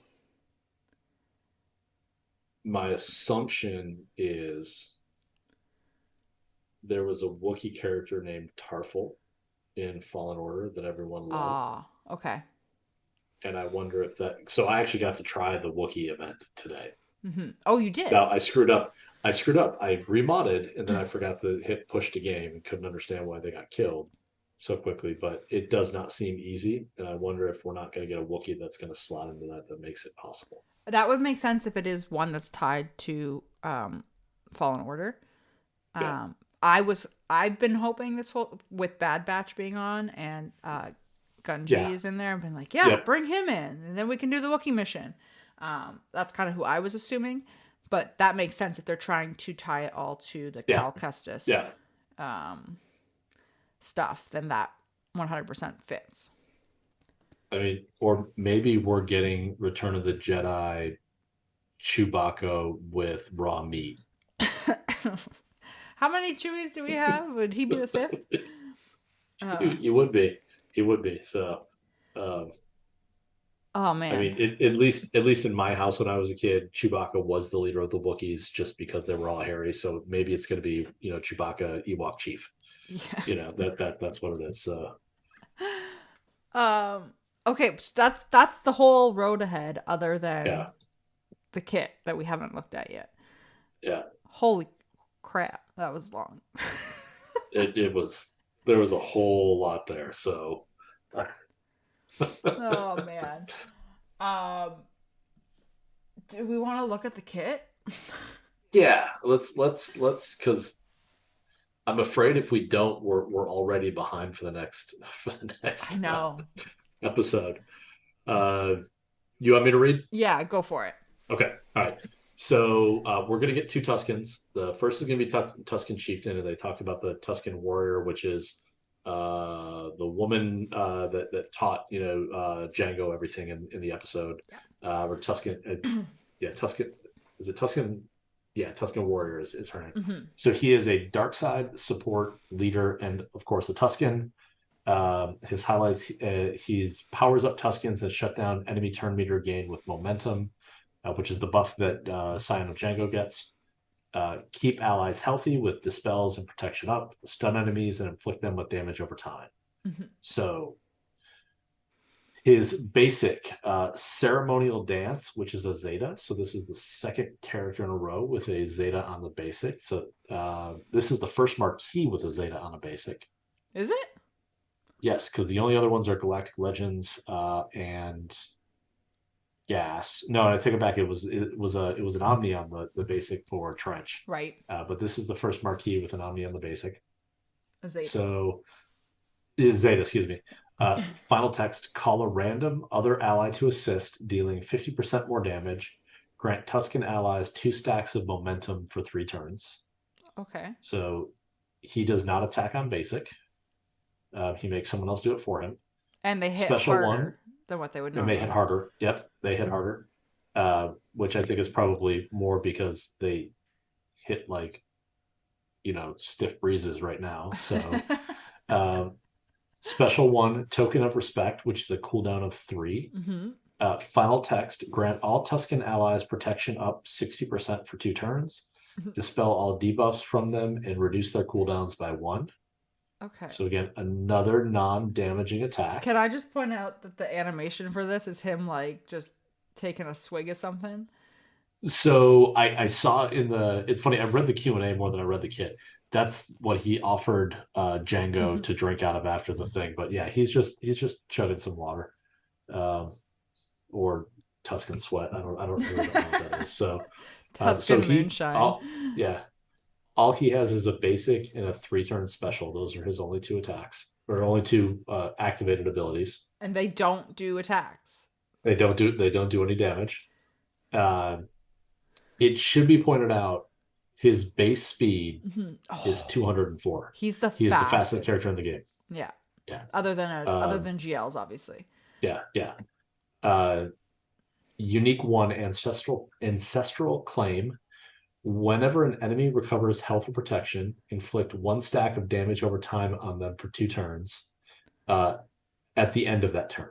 Whenever an enemy takes damage from a damage over time effect, Tusken allies recover 10% health.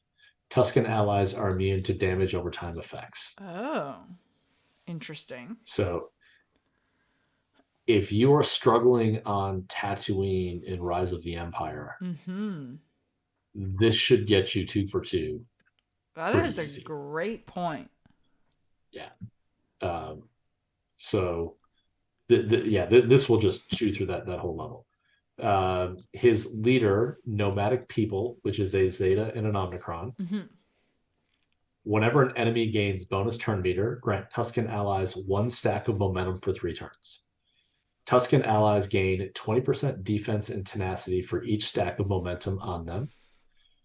Whenever a Tusken ally is targeted by an enemy and they have at least 10 stacks of momentum, remove all stacks of momentum. Stun all attacking enemies for 1 turn, which can't be resisted.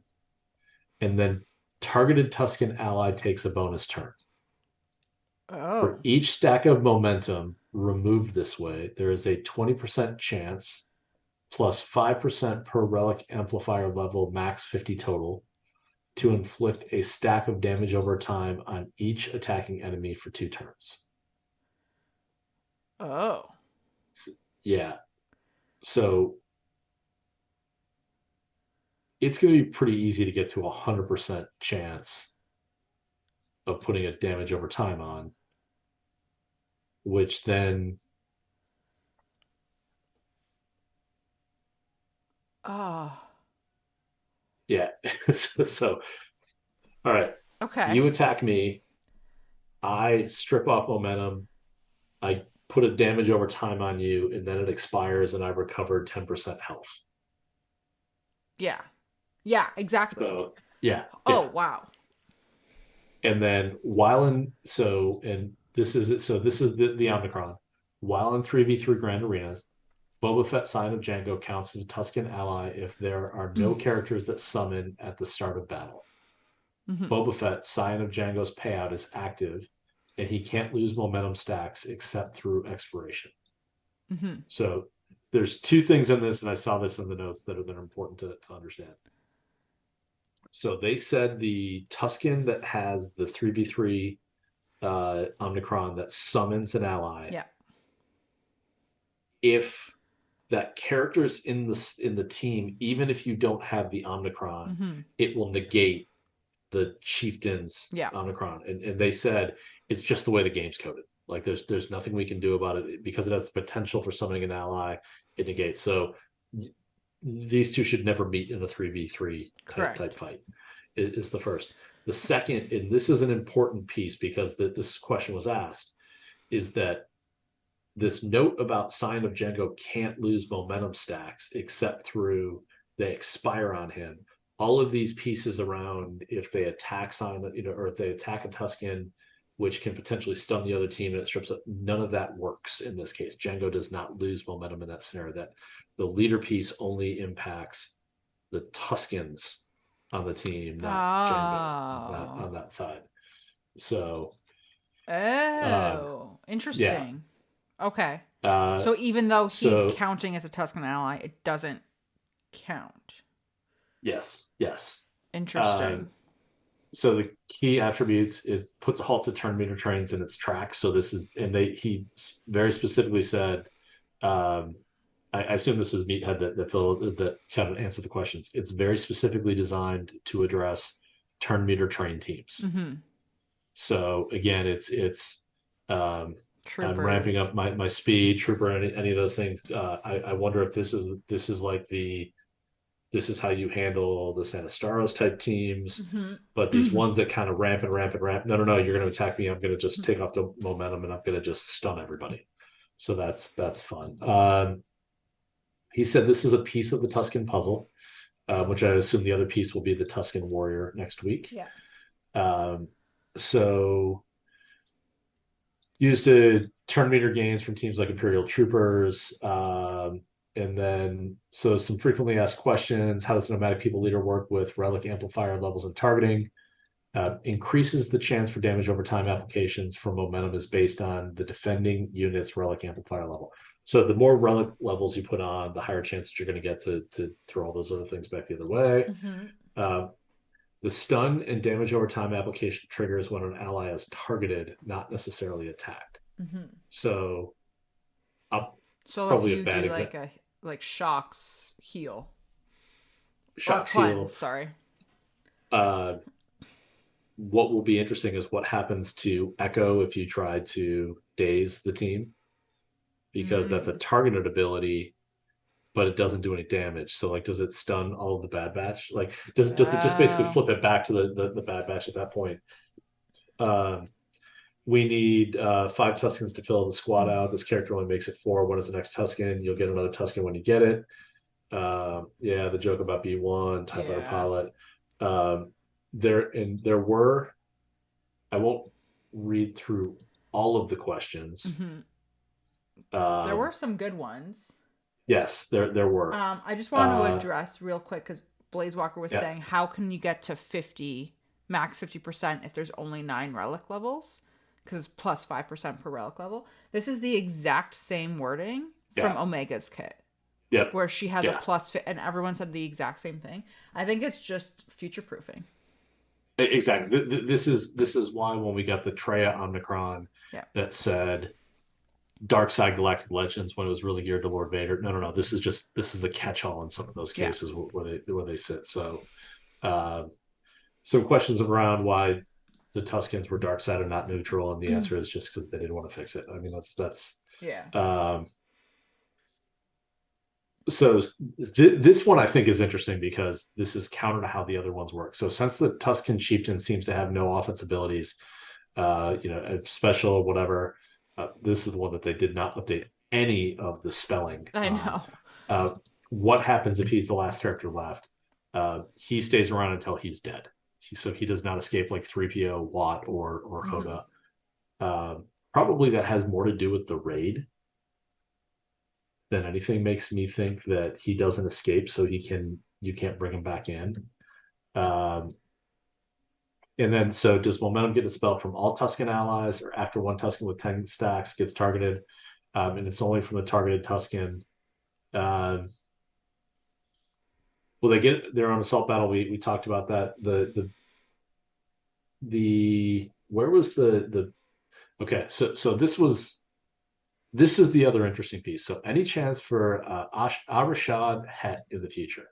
So Arashad Het was a Tusken that I believe was a Jedi that ended up going to the dark side. I think that's who Darth Krayt is. Okay. But that might be an interesting character as a reward for the Krayt Dragon raid. Would be a superpowered Tusken to come out. And the other that I thought of as I was reading through this is maybe we get Boba Fett, Sign of Django, dressed as Tusken. But we'll see where that comes in. And there's a question, and so I think the other question that I thought was great. But will you be doing any updates or reworks for the original 3 Tuskens? And it's like, nope, we like them how they are in Grand Arena. The reality is that the chieftain was designed to polish that turn, and we're not going to make a change. And again, the way they did it was they make him go really fast. They give him a basic that randomly calls them, and then they do 50% more damage. So right, their bump is built into his kit. So right, he's their lifter. So that's the chief. It's a pretty simple kit. I think there's some things, kind of some nuances to how that works in the basic, or in the leader ability. But yeah, I don't think we can judge him until we really get an understanding of what the warrior is going to look like, or the other one. So that's a good point. And then it's a marquee. So I'm assuming warrior is going to be a marquee as well. Yeah. Yeah. By my count, if we factor in Zuri, Trench, and Reva, we need to come up with man, it's getting late. The things we have 6 of. Oh, mods. We need mods for 14 characters. Oh my gosh. Right. Because that's counting Jawas as well, because everyone's going to rank up their Jawas all of a sudden. Yeah. Yeah. 14 characters in a very short window will become relevant that have not been relevant in the game before. It's a lot to dump on us in February, in the first week of February. Oh man. And then so they put out the content update today, which I was expecting to see the marquee today. Is it? It's not in game right now. It would go in tomorrow. Okay. It would go active tomorrow. Right, you're right. I haven't looked to see if it's actually in the game or not. But yeah, so we've got this lovely update. Nine Sisters accelerated, the typical stuff. Yep. Droideka gets an Omicron. That's the other thing. Yeah. She gets a This is Territory Wars Omicron. This is the one that I don't know. A lot of people are really excited about. I'm not sure I get it. Um, so the Omicron piece of it is uh, if all separatist droids are on the team, Mm-hmm. Droideka gains damage immunity for one turn at the start of the encounter, which can't be copied, dispelled, or prevented. Mm-hmm. Droideka also gains one stack of charge for one turn whenever another ally takes a turn, which would be in addition to when an enemy. So whenever anyone takes a turn, it gets a charge. Um, Whenever an ally is marked, Droideka gains 25% max health stacking until the end of the encounter. And the ally in the leader's slot gains 20% turn meter. At the start of each turn, if Droideka has damage immunity, all allies are immune to daze and stun. While Droideka is marked, all the other allies have 25% potency and 25% and plus 25 speed. Mm-hmm. The first time Droideka is defeated with marked and an ally is active, revive all allies at the end of the turn. And then all allies recover 100% health. At the start of Droideka's turn, all allies recover 10% health and protection. Um, I don't get it. I think they did this. So this is my theorizing. I think Yeah, they did this. You have to give Droideka an Omicron for Territory Wars that puts Droideka with the Grievous team because you are yeah, pulling Newt to go with Trench. And okay, Trench has Territory War Omicrons. okay, that's fair. I, But I other than that, I'm like that's why. so so you're so limited on the. I mean, it's 8 teams Mm-hmm. in territory wars. Mm-hmm. Do we really have a need for Trench and Grievous? Like that. There's a part of me that's just like territory wars is built around this idea that I set 8 teams Mm-hmm. and I try and clear with 8 teams, and you just gave me 2 more teams. Right. I feel like I have more characters than I know what to do at this point in territory wars, which is the only reason I just yeah. Unless they really just want to get us to get to the point that they put these awesome territory war omicrons on characters, and then we only use galactic legends on offense. Mm-hmm. Yeah. It's interesting. Yeah, Um I'm curious if this is going to shift anything crazy yeah, cuz like I like to keep Grievous for offense cuz I find that Grievous is really good yep, against specific teams and also really good as a cleanup squad. Um so I feel yeah. like you wouldn't put this on defense, but It it's funny because there was a comment in our chat that was like, "Oh, it's finally a reason to relic Droideka," and I'm like, "Finally a reason?" Like I've had Droideka running at like 260 speed for the past 6 or 8 months because you put him on a mall team mm-hmm. and he goes first Right. because he gets 50% speed. He goes first, and that's the walk replacement in that case. But this won't work with Wada in which again is good that it won't work in territory wars. But yeah, I don't know. The territorial war omicrons are also so weird because you need critical mass to actually be able to use them Mm-hmm. in a Yes. heavy rotation. So you've got to get you got to get like 30 people to buy in on it as well. So Yeah, exactly. You having one or two is not going to shift things. Having yeah, five is not yep, going to shift things. yeah, Um. So yeah, but that's the Omicron. Um, and then they just did a bunch of bug fixes today that yeah, were not the Riva mission. Thank you very much. yeah, Happy to hear that. Um, yeah, Ahsoka Tana's basic was broken. I did not know this. This was hilarious when I found out. yeah, Basically, so on her basic, it says dispel all buffs, and basically, if you had more than 100 buffs, so if you had Lord Vader with his Datacron and protection yeah, stacking, he could go more than 100, and she wasn't dispelling all of them. So they fixed it, which then broke other characters yeah, and yeah. ships. But I think they fixed all of it now. Yeah, it's all fixed. I feel like my game just kept restarting today, and I was like, I'm assuming there are more hot fixes happening. Um, I did like this too, was that Sortie's invincibility now properly counts towards Yeah. feats. So this is her damage immunity, right? Her Omicron. Yep. Because that was, I saw a lot of people talking about that during Conquest, that it wasn't working. It was funny. Someone asked about it, and it however they phrased it, I thought they were talking about a different problem, and Mm-hmm. I'm like, no, it's working as intended. And then they showed a screenshot, and I'm like, oh, I was wrong. I didn't even know how to respond. So I'm like, I'm just going to pretend like I never actually saw the follow on question, and I'm just going to go on with my life. So yeah, sorry about that. Uh, but it's just, oh, and this is the sad thing. I'm actually sad about this one. Is they are going to change Scarifable Pathfinder in that mini boss, so Yeah, he's not yeah. going to be endlessly reviving. Um, this just makes me sad because it was technically working as intended, and people couldn't get around it. I know we started off by saying how reading is stupid and no one should ever do it, but folks, because you don't read, this is why we can't have nice Yeah, things.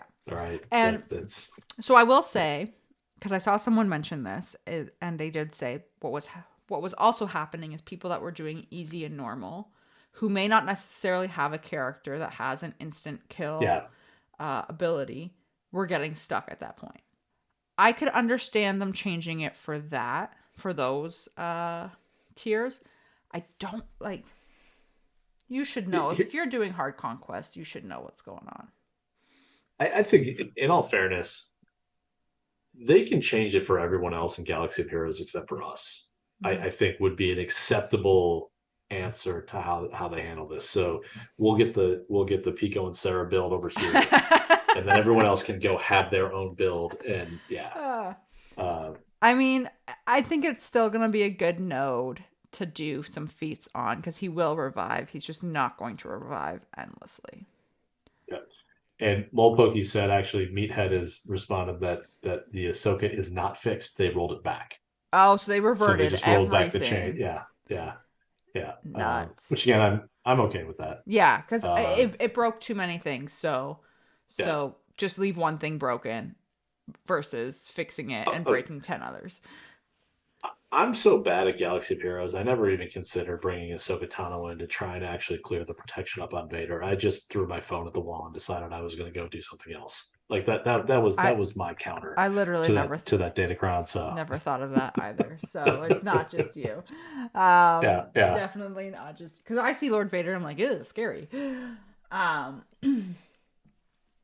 anyway, so I think that's all the news. That is. I mean, that's it. I mean, trying to figure out what CG has done for the last 2 weeks. I mean, there's nothing in this.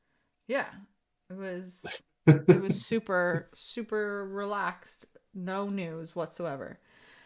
Um, okay. I feel like we did the That's No Moon. I think we drained that topic. Okay. Um, is there anything that you missed from the road ahead? I don't think so. It's the only other thing I'll say on the road ahead is I think that collectively, if we look at the last 18 to 12 months, Mm-hmm. it does feel like it's a different game. Yes. They have made such massive overhauls to the gameplay loop that it feels like a different game. And I say that because if you are part of the community that believes that CG is just milking the IP to get to their next game where they're going to make all that money, they are dumping time, energy, and resources into this game Mm-hmm. left and right. So, I mean, and I will say off of that, EA mobile games apparently last quarter went down in terms of profit. yeah, And when they were reporting about it, so they went down however much money it was. It was a significant number. But they specifically said Galaxy of Heroes is still performing very well. yeah, So yeah. yeah, there's a lot to be said. Um, I was thinking about this, and the more that I read it today, which is kind of good that I reread the post, because my initial reaction was I was like, there's so much here in this road ahead, and we just got content. Like we just Yeah. got the new territory battle. I was Yeah. like just uh chill. Like Yeah. let us Yeah. breathe. Like I felt like excuse me, sorry. I felt like I was like getting hit with a wave again. I'm like, okay. But I read it again today and I was like, okay, we get another road ahead in April. So at the absolute earliest that we would see the raid is May. Yeah. At the absolute earliest. I I feel more content with that knowing that it's that far away. Yep. And I think I'm just trying to adjust to CG giving us more of a heads up notice on things, which is Yep. very, Yeah. it feels weird. Yep. Agreed. So knowing that it's not coming at us next week, I feel like I can breathe a little bit for now. In May would be 6 months since Rise of the Empire started. Yeah. Which I think is a good gap between content releases. Yeah. Yeah. I totally agree, because then that's similar to where we saw, man, I can't remember if it was Challenge Pit and then Conquest or vice versa. I know Conquest technically started in March, but it was like an expedition, whatever, exhibition mode that we were basically just testing it for them kind of thing. I can't even remember that far back. It was sometime in March that it started. But then like it got normalized by May-ish, but it was the same kind of time frame. Knowing that, I feel a little bit better. Yep. Yeah, agreed. Less overwhelmed. Just whelmed. Not Whelmed. overwhelmed. Just whelmed. Okay, so let's go to the Bantha in the Room, the actual negative segment, where I don't know what are we gonna touch on. So I got a bug up my ass. It's late. I'm gonna drop it, and so there was a wonderful video put out by Skeltrix a week ago after the change to some of the ship counters, which again, he seems like a wonderful fellow when he was on under the Holotable. Hearing his voice on his content is very it's not what I'm used to. Looks nothing like I expected it. Like I don't know what I expected, but it was just not it's what seems like a very nice young man, but it just boggles my mind when I see him. But he was talking about this counter that's based off of Gauntlet in the starting lineup, with it was like a scythe build and a couple other pieces. But the whole idea is if you get Gauntlet slower than the Radis, when the Radis takes it and I don't know all the details because we'll get to why I didn't pay attention to it. Gauntlet gets to take his turn, gets protection up on the team, and basically recovers protection for everyone and kind of evils everything out. Then you can go after it. And he mentioned that the Gauntlet is a fast ship. Like this is part of the problem. He said for it to work, you have to get the Gauntlet to 156 speed or slower. And he was suggesting taking off mods, which to me becomes very close to some of these paper counter pieces that we've had in the past. What frustrates me with counters like this and why I think like these things need to be fixed. I have an R7 GAR and an R7 ISC for platoons and Rise of the Empire. If I take all of the mods off of my character, the slowest that I can get that ship is 160 speed. Right. It drives me nuts. And there was some back and forth on our server about this. It drives me nuts that there's this back and forth piece that it's, well, this is a benefit to the people that maybe haven't, for the free to plays that haven't invested that time in the roster. And the difference in that, and the problem with that line of thinking is if a new counter comes out and it requires making something more powerful, you get to choose whether you're going to take advantage of that by putting resources in.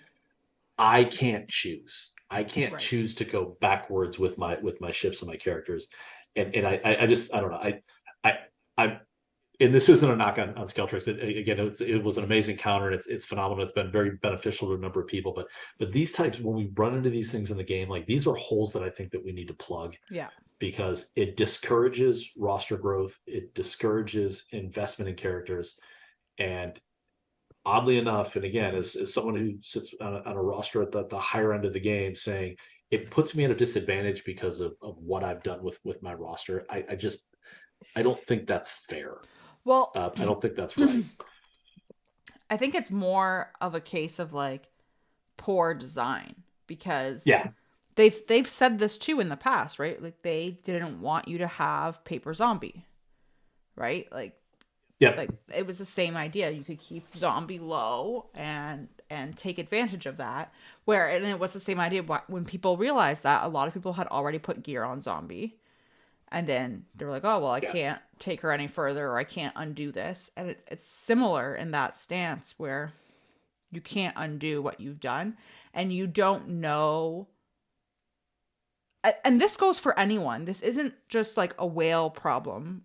Sorry Yeah. to use that Yeah. word, but like, or a high end GP player problem. This could be for any counter because you don't know what counter is going to come available Exactly. next. You could have a relic 5 Jedi Knight Yeah. Revan that all of a sudden someone's like, oh no, it can't be higher than gear 12 for this to work. Yeah, and and look, Lionsgate made a comment was like, no one, Pico, no one told you to take those characters up that high, and I get he's a little tongue in cheek for that. No one told me to, but we needed those characters for platoons Right. for Rise of the Empire, so someone had to. So CG told you yeah. to. So CG told me to. They put that in the game. So it's one of these cases that someone's going to get burned by these pieces. And again, this is the challenge with 240 characters in a game and a really smart community who can find gaps through all of these pieces. But it rubbed me the wrong way a little bit that this was identified, and it's this weird mechanic that being unnaturally slow. It's not even unnaturally slow, but being slow is helpful, but there's no way to artificially decrease speed. Right. There absolutely is a floor that goes into place. So yeah, that was just my thing. So and I'll let it go. Yeah. Not really. it just puts you in a weird spot. Yeah. Which I think is fair. I think it also doesn't help that I lost on fleets when that counter would have been available had I not had higher level characters this week. So yeah, it's still a little bummed out by it, but it is what it is. My bantha in the room, and I think most people knew this, is that I just have a lot of questions now, and I don't even think that that's really that negative. For some reason, it is negative for people that I have questions. Questioning things is how we learn. That's how CG learns. Like that's how they're like, oh, this isn't working how it should. Like, and I think that's fair to question stuff. Yeah. So yeah, I've got a ton of questions. Which I think is fine, but that's my negative. I have more questions than answers than I do from the road ahead. It doesn't mean you just know everything. Will you just know everything and just get over this whole question thing and just I will say I have never I've always asked questions. Like that's even in my like day-to-day job, I've always just asked, if I don't know something, I've always been the person that's like, well, I'm just gonna ask. Like I don't really care if I look stupid, quote unquote, for asking this question. And I've never really had it be like, oh, that's a negative thing before. Yeah. So this was a whole new experience, but that's fine. Let's be positive. Okay. And go to I Love You, I Know and talk about what we are liking in the game and for the past couple of weeks and enjoying right now. That isn't us being negative. Even though I don't think we were negative. I don't think we were. Pico, do you want to start or do you want me to start? you start. I went first last one, so you go first. Um, I'm just super happy right now with how the new territory battle is going. I like that it's consistent. I like that every territory battle is just consistent progress. It's the same teams. I don't have to Yeah, remod, which yeah, I remodding is not a deal breaker for me, but because there are so many more battles, I do like that I don't have to do it. yeah, yeah, I got to use Jabba uh for it, and I don't even have my alt on him, and I don't have a full Hut Cartel team. I took him in today on Tatooine, so you need Relic 7. yeah. Uh I don't have Hut Cartel characters. Oh, sorry, I have Boba, but I ended up using him with Fennec. So I took Jabba, Han, Vader, Palpatine, and Starkiller. Okay? Like the jankiest. I was like, here you go. And I just wanted to try the mission. No Yeah. remodding, no ultimate. Jabba won the whole thing. They all died. It, They all died. Jabba was just like, yeah. whatever, I got this. Like, What's funny is you're like, yeah, I didn't have my alt. I don't think you can get to your alt with that team. I no, Like, yeah. I think the way it builds up, like, I don't think it's possible to actually get there. uh So I was just like, I took Han because I was like, okay, Jabba is also good with, I think, scoundrels or smugglers or whatever. yeah, I don't have any bounty hunters left, so I'll take Han, and then I just filled the gaps. And I was thinking I would get like maybe one wave and be lucky. yeah, No, because I totally forgot that Jabba cleanses the dots off of yeah, himself. yeah, And yeah, yeah, I was like, oh. And then he just did the whole, like, they all died, and he's like, it's fine. I got like him and yeah. SB Crumb just throwing detonators everywhere. Well, it's there was I threw IG-88 on a team on Tatooine recently just because I just needed a character. And then it was like, oh, I forgot. Every time he gets a turn, he cleanses everything. He's like, this is the greatest character for this whole section. So yeah, that's awesome though. You get a chance to use Java there. It's been a ton of fun. I actually really like him so far. Yeah, yeah. They did a great job with this kid. He's a fun character. So Yeah.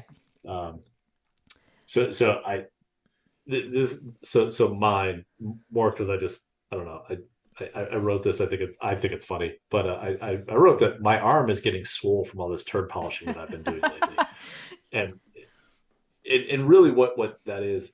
So I have in hot utils I have a Greedo is the turd line.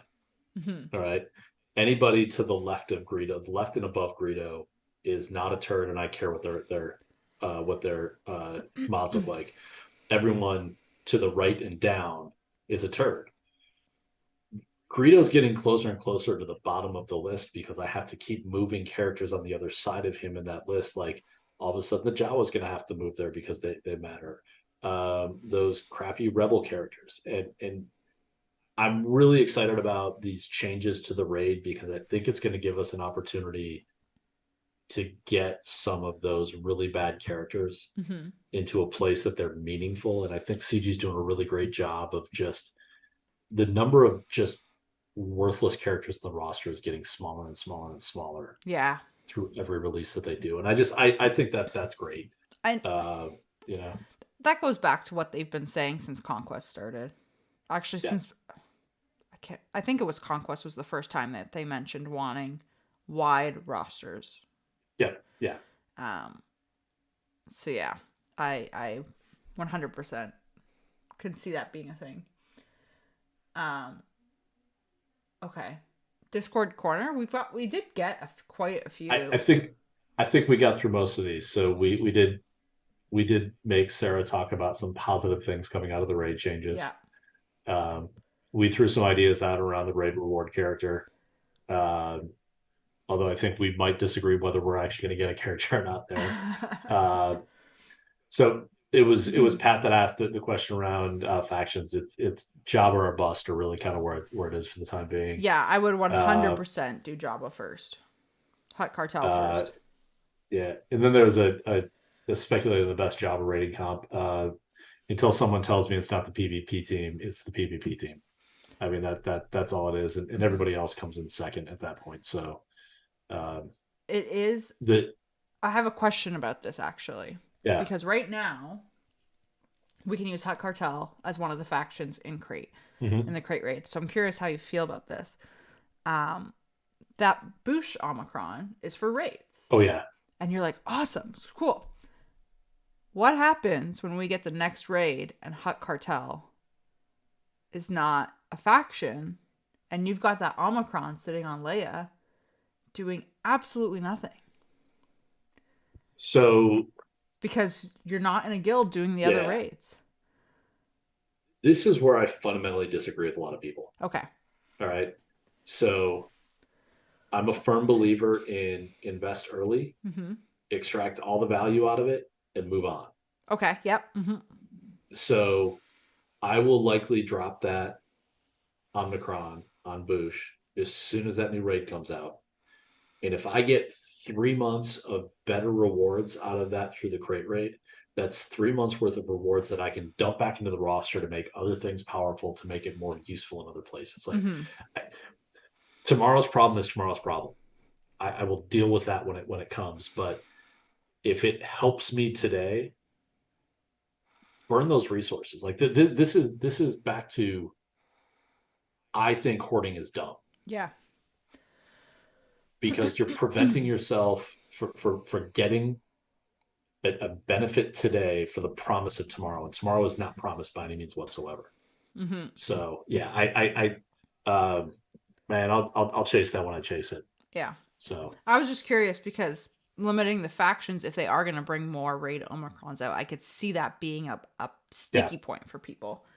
Um, but you are right in the sense of like you get better rewards, you throw it back yeah, in to your own roster. yeah. It's a I vicious cycle that grows. I I really think that people are going to find when the new raid comes out that maximizing their personal contribution Mm-hmm. is going to be the best way to go. And if burning a month's worth of Omicron farming to move yourself up 1 to 2 ranks is going to be worth it, no matter how you cut it. Mm-hmm. So yeah, I think that's going to be a no brainer, really. Mm-hmm. Yeah. And I mean that goes for anything that you're investing in because like I even saw Yeah, today someone was commenting about how their guild doesn't try the combat missions in the new territory battle. And for clarification, like yeah, this person's in a guild that's over 400 million GP. It's not like a 200 million GP going in there and just doing the yeah, deploy yeah, tactic, right? Like, yeah. which I support at that GP. Like, I can understand it. Um, and I bit my tongue, but I was like, you are leaving so many points on the table because you think the combat missions don't matter because you're only looking at the combat missions for that phase. Yeah, You're not yeah, looking at the full trickle effect that's happening. yep, Um, yeah. and better rewards, like exactly what you're saying. Better rewards, go right back into your roster so you can get better rewards next time and Well, just keep spending it. it looked like the even personally, like on the trickle effect that you talk about, when we were looking for people to volunteer to go to take characters to R8, and I ended up taking 3 or 4. Mm-hmm. It was easy for me to do that because I had them I wasn't going from year 10 to R8. Right. I was going from 5 to 8. Right. And it was much easier for me to take 3 or 4 of them. And again, it's back to if you're just bleeding a little bit further and further and further ahead, it just there's a larger payoff across that. So yeah. Yeah, it's that trickle effect adds up. It just absolutely does. Yeah, absolutely. So, um, Leave the water running in one of the sinks in your house for a month, and then look at that bill and tell me that trickle doesn't matter. I will say, uh, on a personal note, we have left the water running in our because our for whatever reason, for oh, man, for whatever reason, ever since we had our basement finished, our master bathroom, which is at the front of the house, it's on its own like got its own water line that runs to it from Yeah, our main water line. It freezes anytime it gets to -7 degrees Celsius or lower, freezes. So every day in Canada. Pretty much. Um, so we've been leaving like the tap trickling so that the water doesn't Yeah. freeze. Anyway, Oh, so our water bill, I'll tell you about that yeah. trickle effect. Yeah. uh, okay. Do we want to look at the meta report, because I think we have had a profundity event since we looked at it last. I believe you're right. Let's see here. Right? What was it? So last time it was 49% profundity and 46% executor. Yep. And now, okay, so it has swapped again. We're looking at 53% profundity. So it's just slightly shifting, and 43% executor. So that's not awful. Uh-oh, I think I've lost Pico, guys. We'll see if he comes back. Or it's me. Okay, it's not me.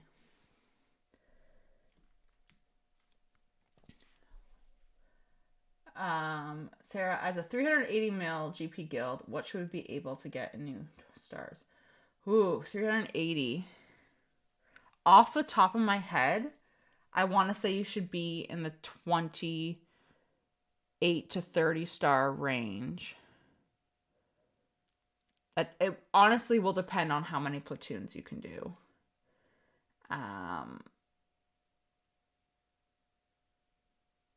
But I want to say it will depend off of that. Are you in there's like the Return of the Empire Territory Battle server, and it's got a whole bunch of templates in it that people have done up, and maps and plans and stuff for different guild GPs and different paths that you could take, because that could theoretically point you in the right area. But I want to say at 380 million GP, you should at least be going in the 28 to 30 range, because this guild that I will not mention, where the guy was talking about not doing any combats and stuff, they're getting, I think he said 27 or 28 stars, and they are over 400 million.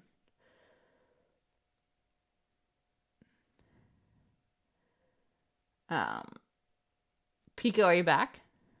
I am back. Yeah. Brain fart network for the house today. Oh So no, yeah. I just assumed it was me, because mine always goes out.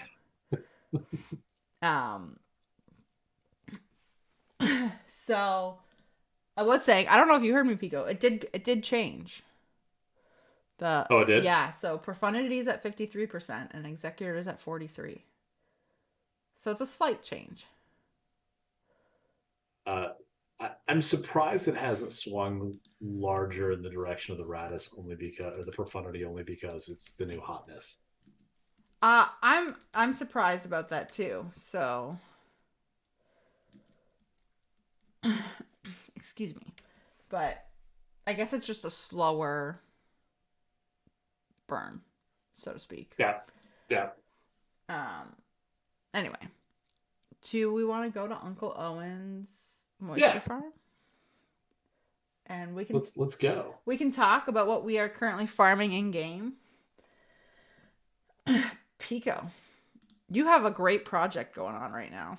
I do. So for those, again, if you're a new listener, where have you been for the last 110 episodes? But the new 52 project is I am taking an existing character from R5 to R7 with the goal of averaging one a week for the entire year. I made a ton of progress this week. Taking all from R5, I took Zalbar, Clone Wars Chewie, Veteran Smuggler, Chewbacca, to round out the last of the Wookiees to go to do the mission on Kashyyyk. And then we need to talk about this a little bit, because I put out to the community what the next faction that I should focus on, and they voted on the smugglers. So I took Dengar and Kira. as well over the last 2 weeks. But with the Tuscans and the Jawas mattering, Yeah. the what's best for Pico might override this vote, and we might kind of pull those two and then circle back to smugglers on the backside. So still trying to decide how I'm going to manage that. So, but Zuri's going to be farmable soon, so that's going to be where I'll be pivoting to as soon as it's available. So we'll see. Mm. Um, that's a good point. She should be on the table soon. Yep. Man. So my Night Sister Initiate is at Relic 7. I need her. Oh, so painful. I need her at Relic 8. And I am stuck because I need Electriums, I need Zimbiddles, and I need another thing. I don't need Arrow Magnifiers. Yeah. Okay. I don't need the Relic 8 piece. It's those middle crunch pieces where you have to convert all that gear, 12 gear. And I'm like, I just used it all to get her to relics. Thanks. I don't have any to convert.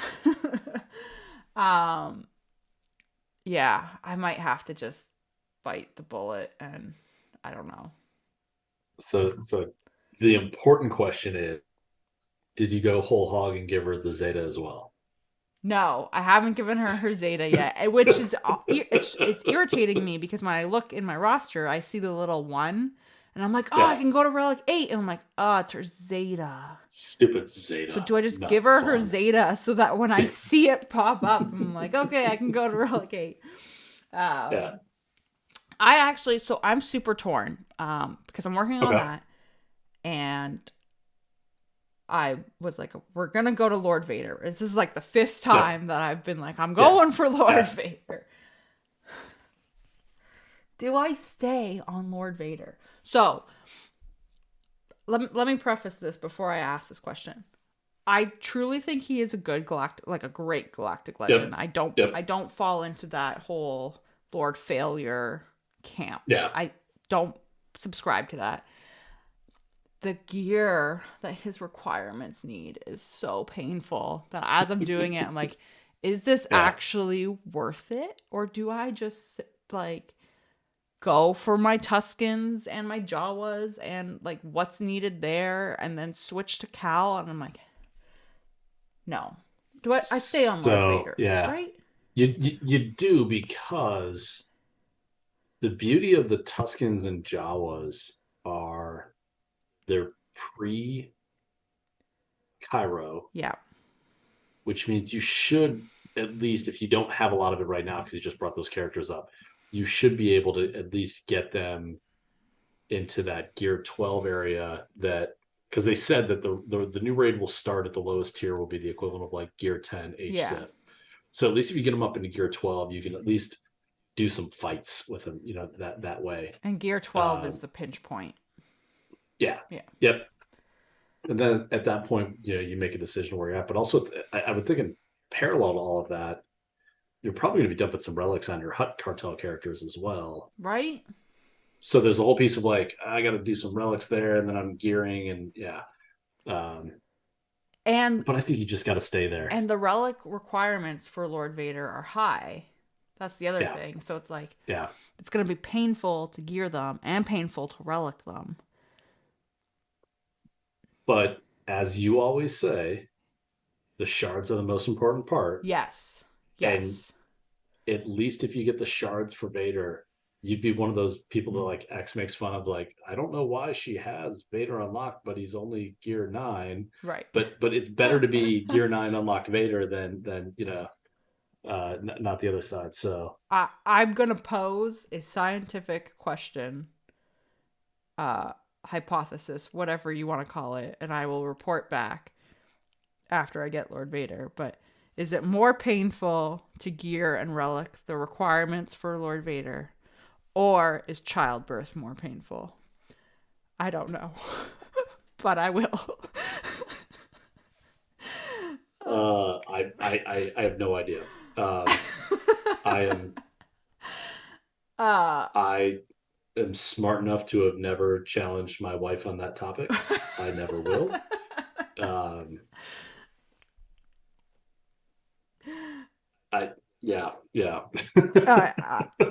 Because right now I'm looking at my characters and I'm like, I don't know how you guys are gonna do I mean, this. I mean, here's the one thing I'll say on that. Um, they can give you drugs to help you during that childbirth window to Yeah. make it less painful. Do you know how much money it's going to take in drugs for you to actually make farming Lord Vader painless? I mean, like that's a long time, and that's dealing with street vendors. So uh, that is that is fair. Um, so yeah, that's basically what I'm working on. I will say though, I'm gearing the Bad Batch characters first. okay, So obviously they are the newer requirements. So yeah, that's probably why it feels a lot yeah, more painful right now. Um, and Vader requires a Tusken, doesn't he? he does, he So I'll does, I'll yeah, do that one next. That just seems to make the most sense yep, yeah, since I'm gonna need them anyway. And then yeah, like you were saying, I do intend to farm the shards for everything yeah, as it hits the holotable. Um, I think my plan, based off of what we know right now,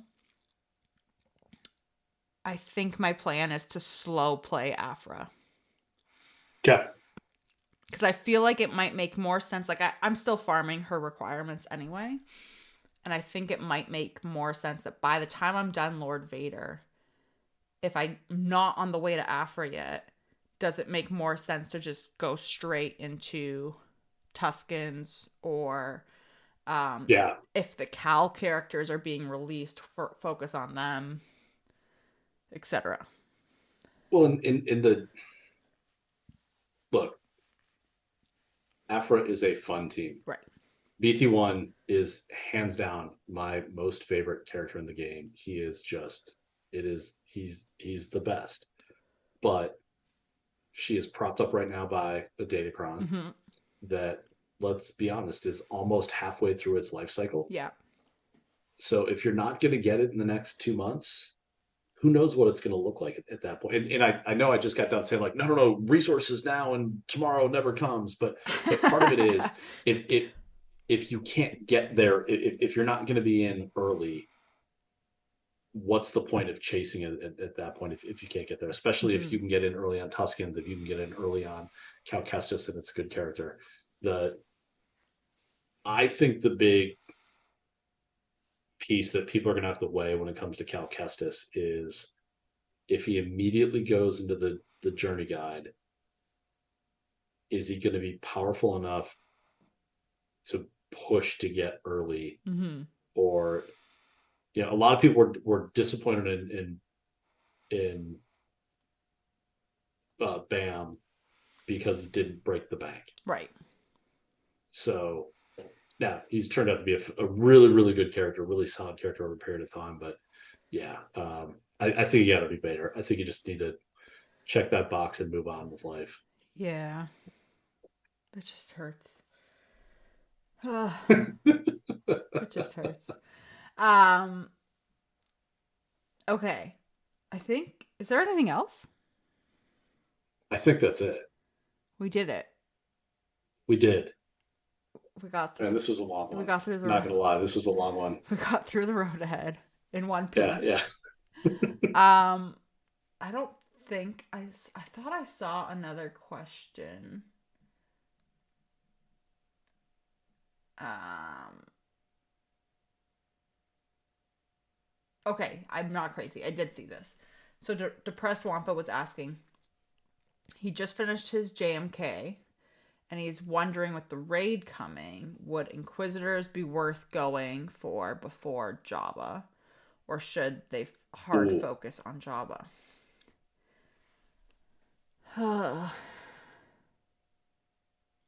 So I'm gonna say I'm gonna work under the assumption that your guild will be going after the Great Dragon. Mm-hmm. That's what I'm working with as well. I'm. Are your characters for the Inquisitors farmed? Yeah, if your characters for the Inquisitors aren't farmed, just go to Java Yeah. and apologize to your guild later about Reva. If they are farmed, I think you got plenty of time to get to Java or be ready to Java in the near future.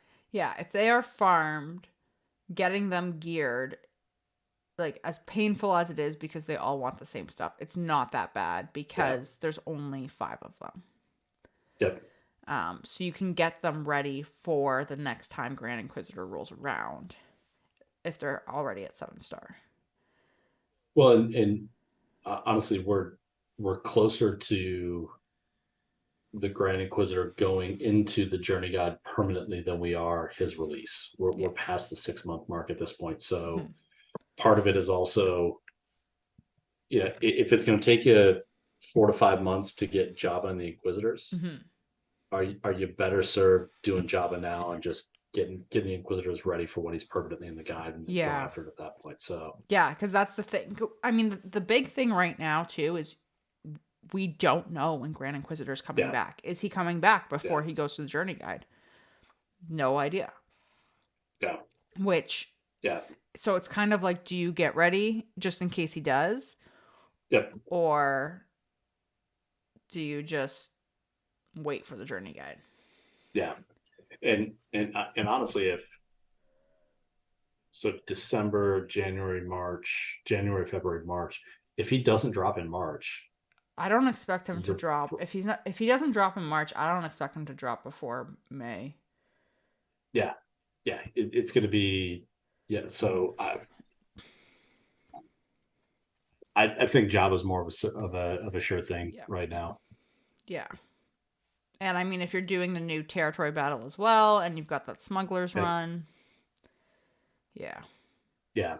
I hate telling someone not to go after the Reva shards, but also, frankly, if the Reva mission changes, if the Reva, you're gonna have to take that. This is the thing. Yeah. If the Reva mission changes, and your guild can't fill platoons, the operations. So Felucia, so phase 2 mixed, and Tatooine, where the zone where the Reva mission actually is.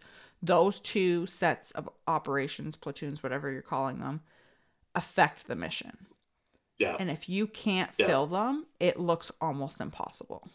Yeah. Assuming that's a great point. Assuming the simulation we've seen is accurate and is what CG would implement.